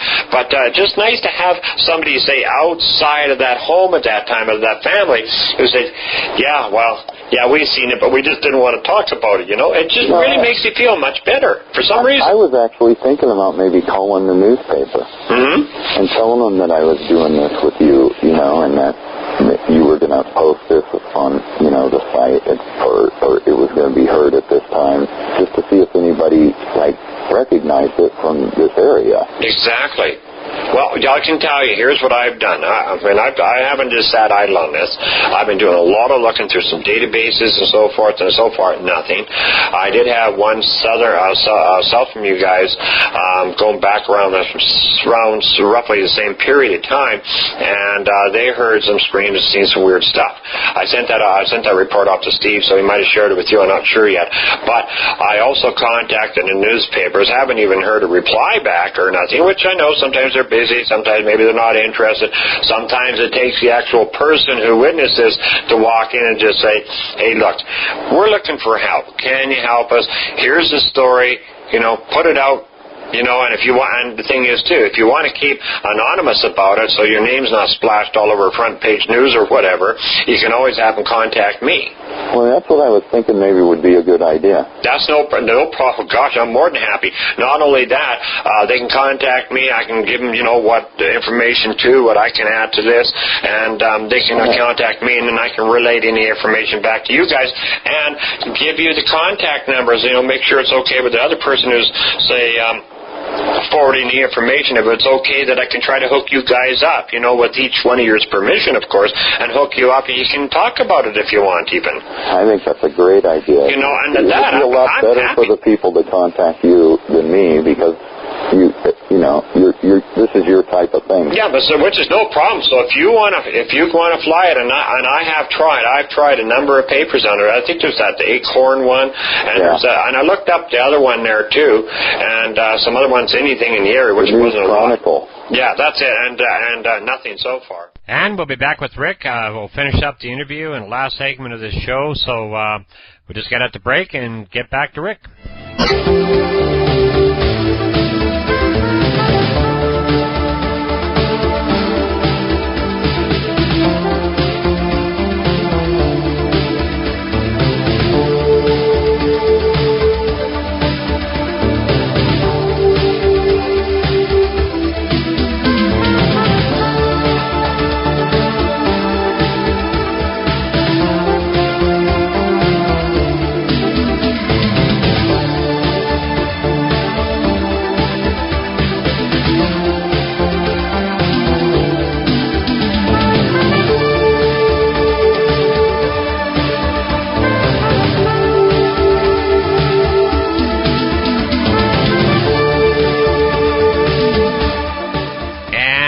And we're going to finish off this last little bit of interview with Rick, so let's get at her. You never know if I called them, though, because I live here still. Maybe. You live there. Not only you live there, but you're actually one of the eyewitnesses contacting. They just might do the story. I think I'll do that, bro. Okay, and I think you got all my contact information. If you don't, well, Steve will have it for sure. Yeah. And he's got my website, and Steve is more than welcome to give him my phone number.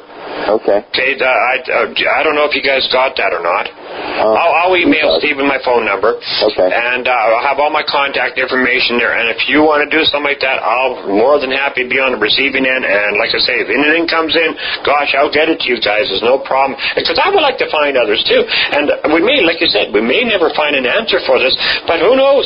There might be an answer. You're right. There could be. There's got to be one. But is it something rational or normal? But if it's something out there kind of thing where it gets really out of the norm, we may not. But there might be something, and that's what we're trying to find, Yeah, and whether it's bizarre or whether it's an explainable answer, no one's ever... and it doesn't matter. It just really would be nice to get some of this stuff explained. Like I said to Steve and Viv and whatnot, there's so many others that says, a report will come in Bango, and somebody's saying, you look at it and you read it and you say, oh, well, I'm sure that's what it is. It's a star or something, because people just get, confused, or it's misidentification, but they're seeing these things, and then you can bring up an astronomy program or run it, the information through it, and bango, that's what it shows up to be, and that's probably what it is, or an aircraft or something like this. But when you get something like so bizarre as this experience you guys went through, man, that's where it gets tough.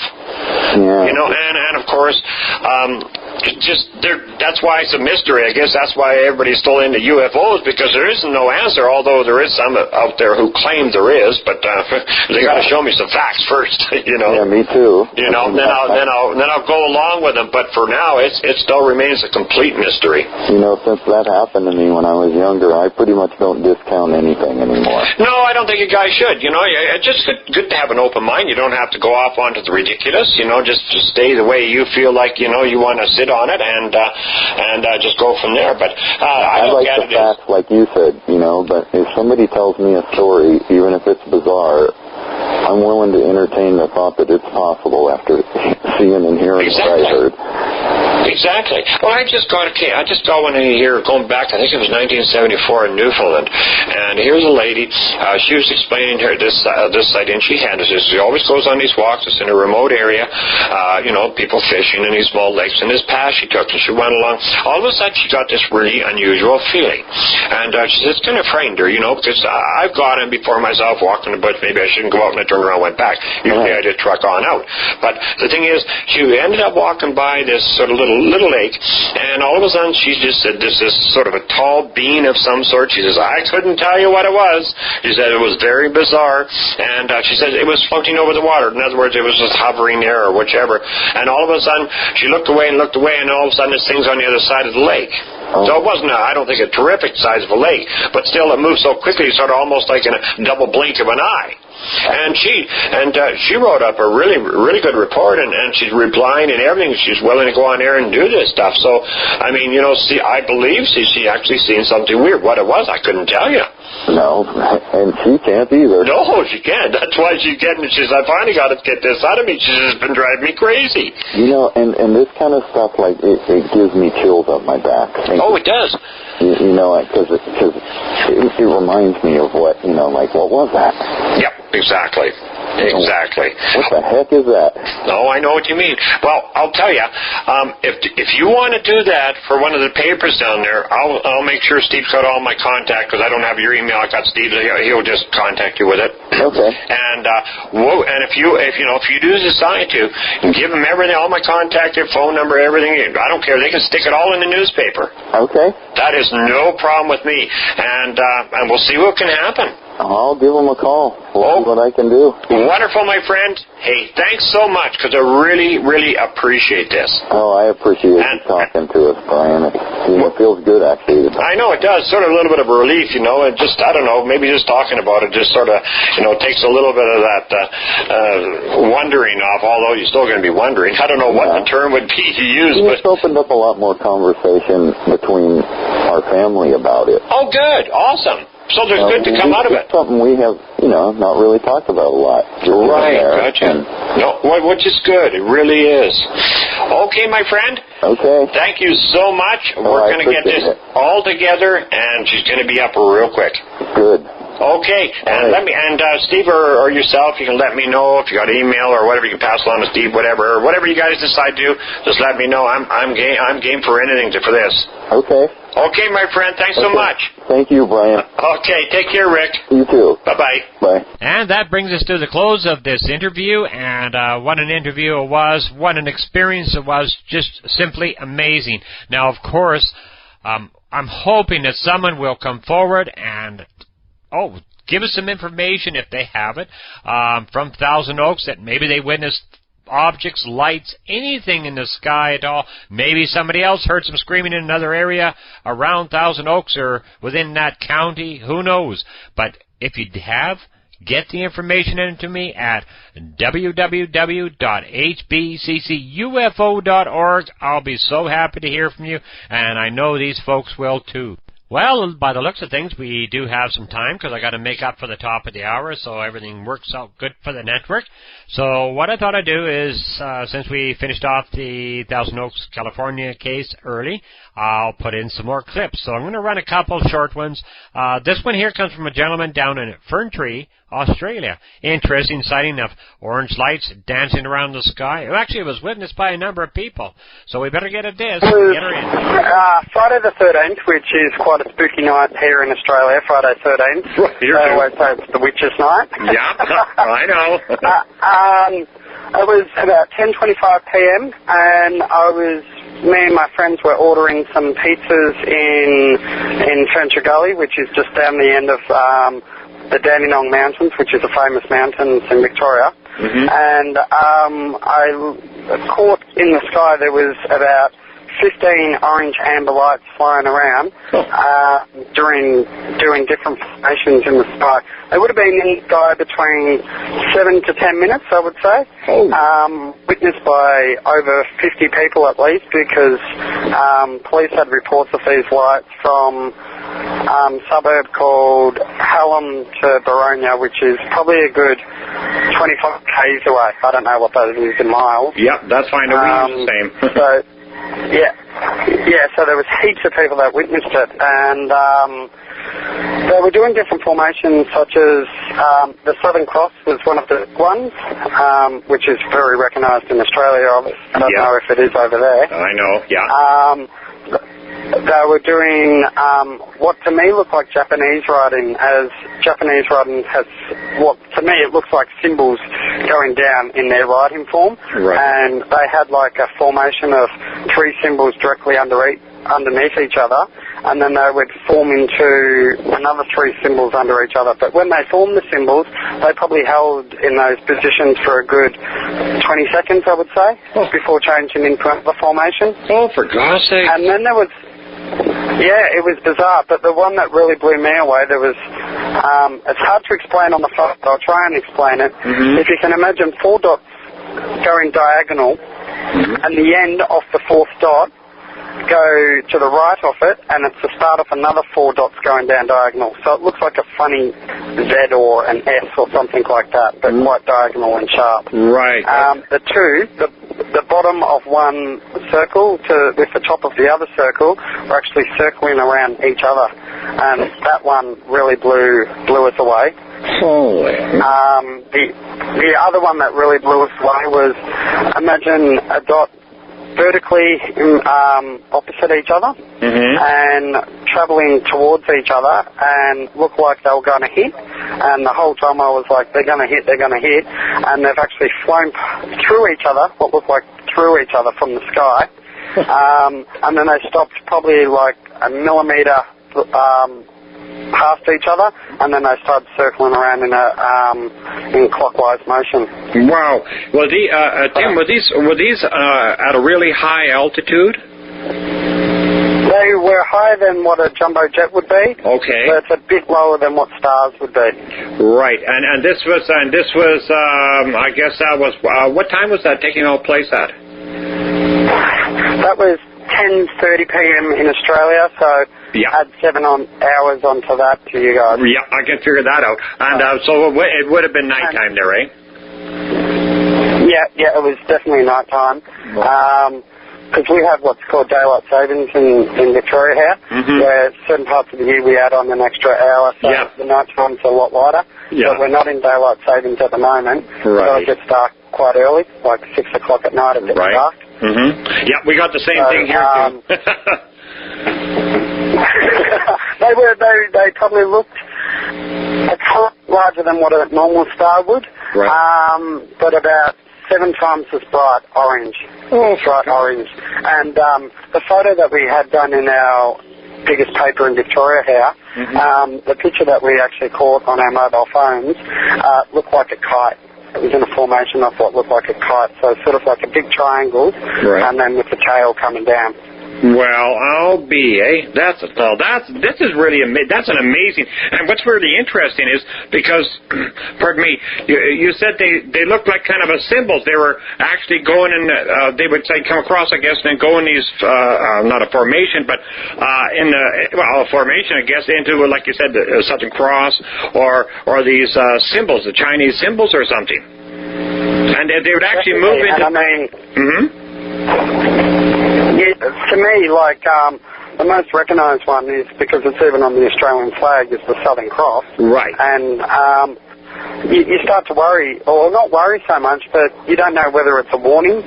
It's a symbol to say Australia or New Zealand, because we've got the Southern Cross in our sky.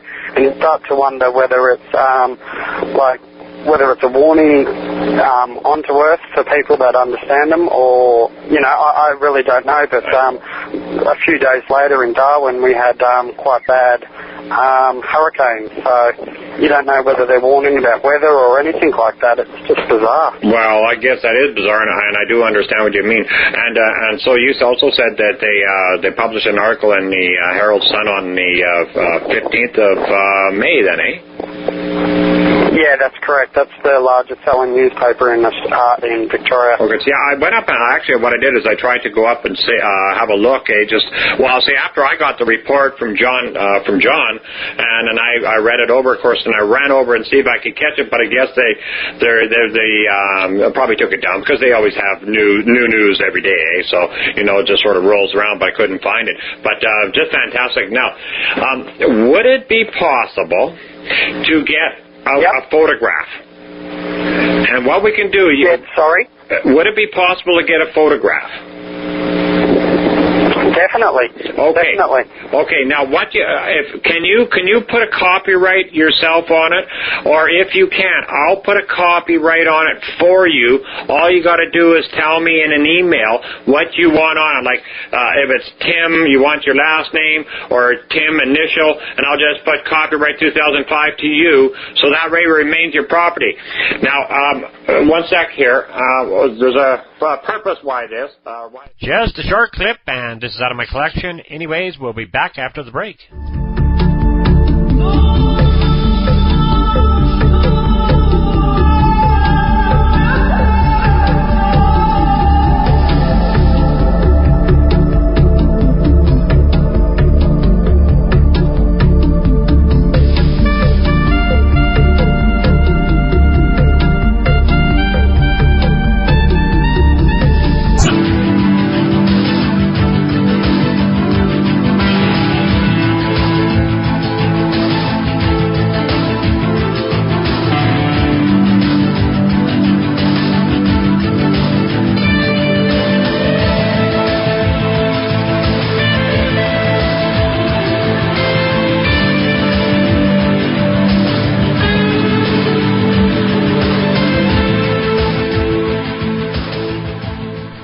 The last segment of the show for the night. Anyways, we're going to come up to my area, Houston, British Columbia. It's a couple of fellas in the truck ended up having an object parallel them along the side of the highway. Of course, the object was in the field, the other side of the trees, but they could see it clearly.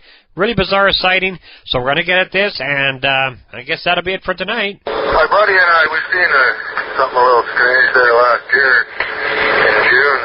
Was that right, eh? And I don't know if you're collecting that kind of information. You better believe it, I am. Actually, when you called and picked it up, and I have a friend there, he phones down quite often, and he always comes up with these voices, and he's always trying to fool me, eh? I thought, is it Bill again? You never know, eh, sometimes.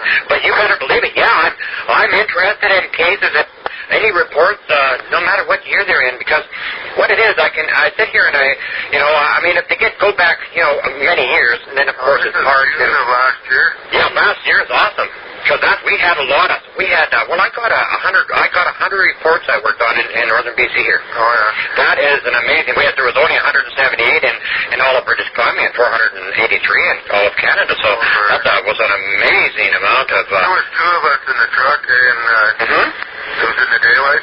Okay. Oh, the daylight thing. Okay. You bet, yeah. It was kind of a strange thing. It was kind of flying beside us on the highway for a little ways on the other side of the trees. Okay, whereabouts were you on that? It was just past Zero, going east. Okay. And, where you can look down into that field down there? Yes. Along the highway.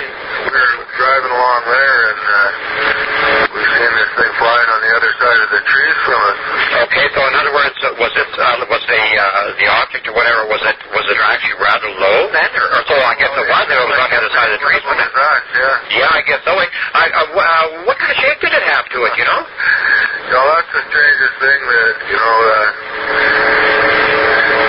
it looked like, my buddy describes it as an Airstream trailer flying through the air. Okay, but hey, that makes sense. That's as close a description as I can come up with myself. Actually, no, it's a good description. That's a pretty strange object. It is, yeah. Well, there's been several around. Actually, there's this real... And we rolled down the window, and,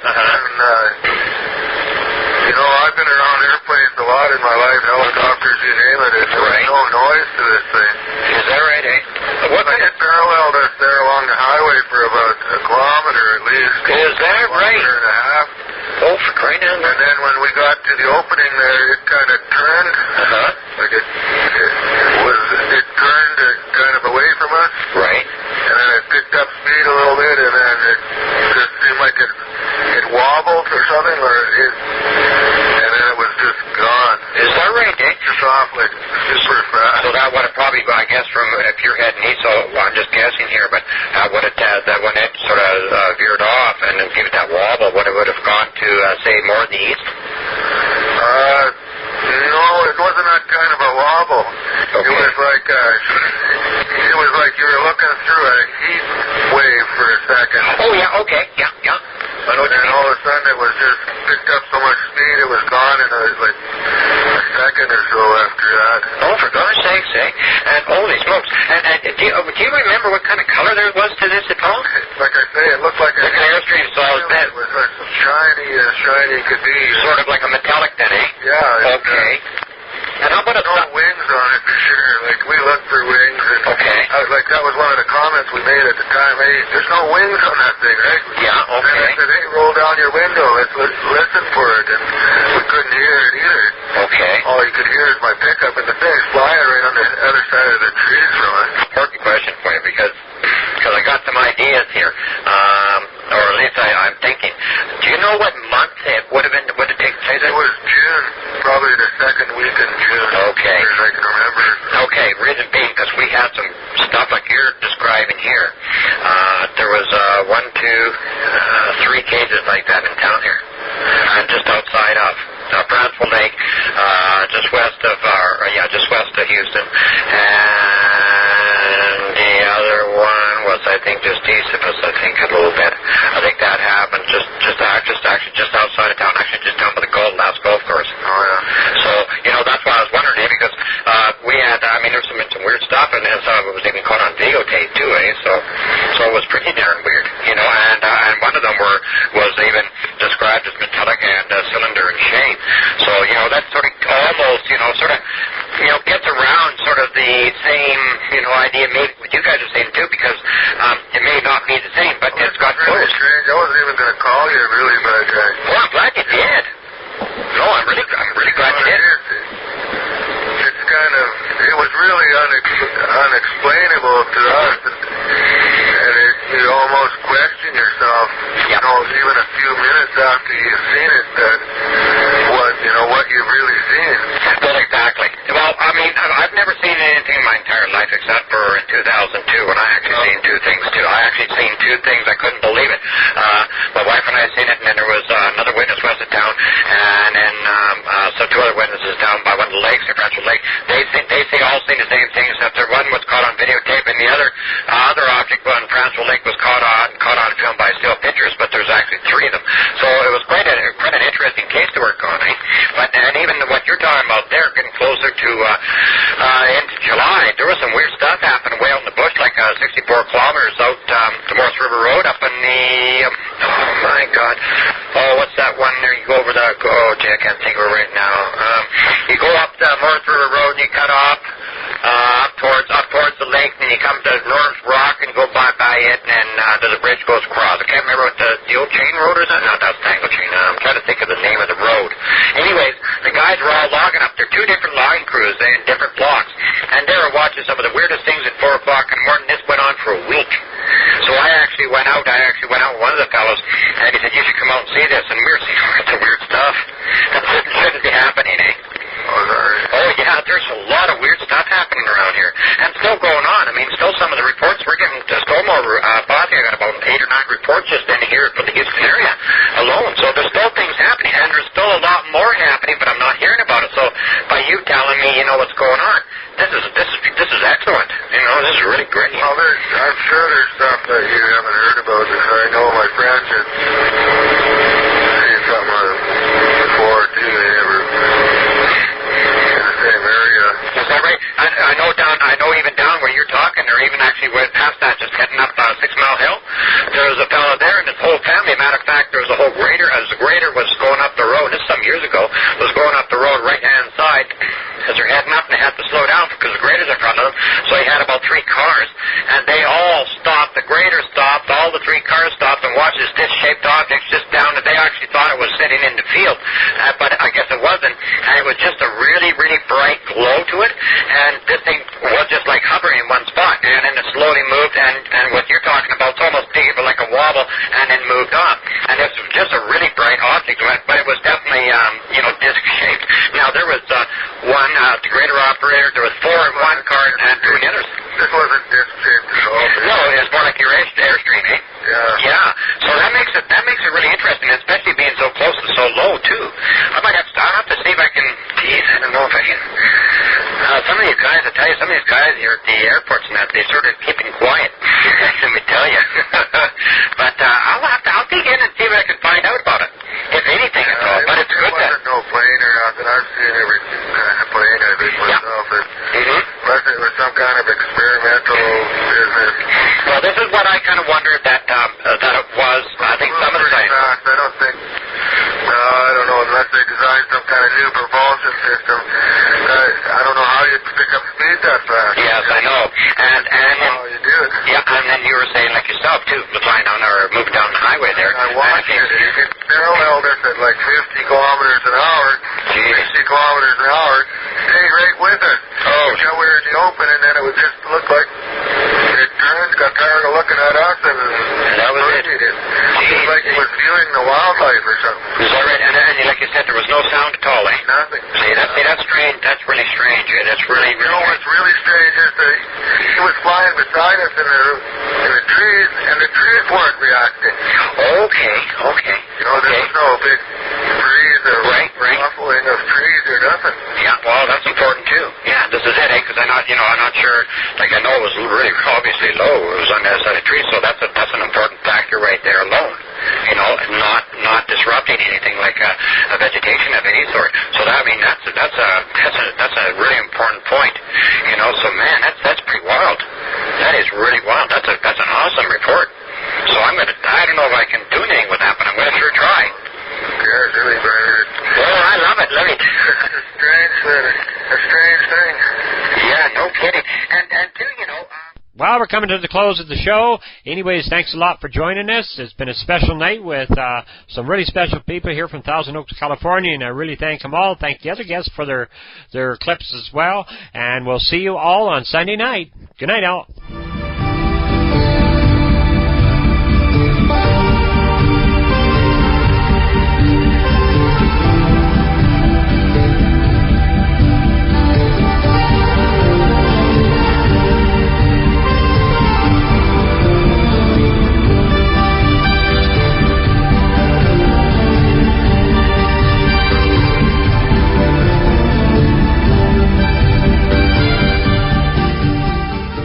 You want to host your own radio talk show?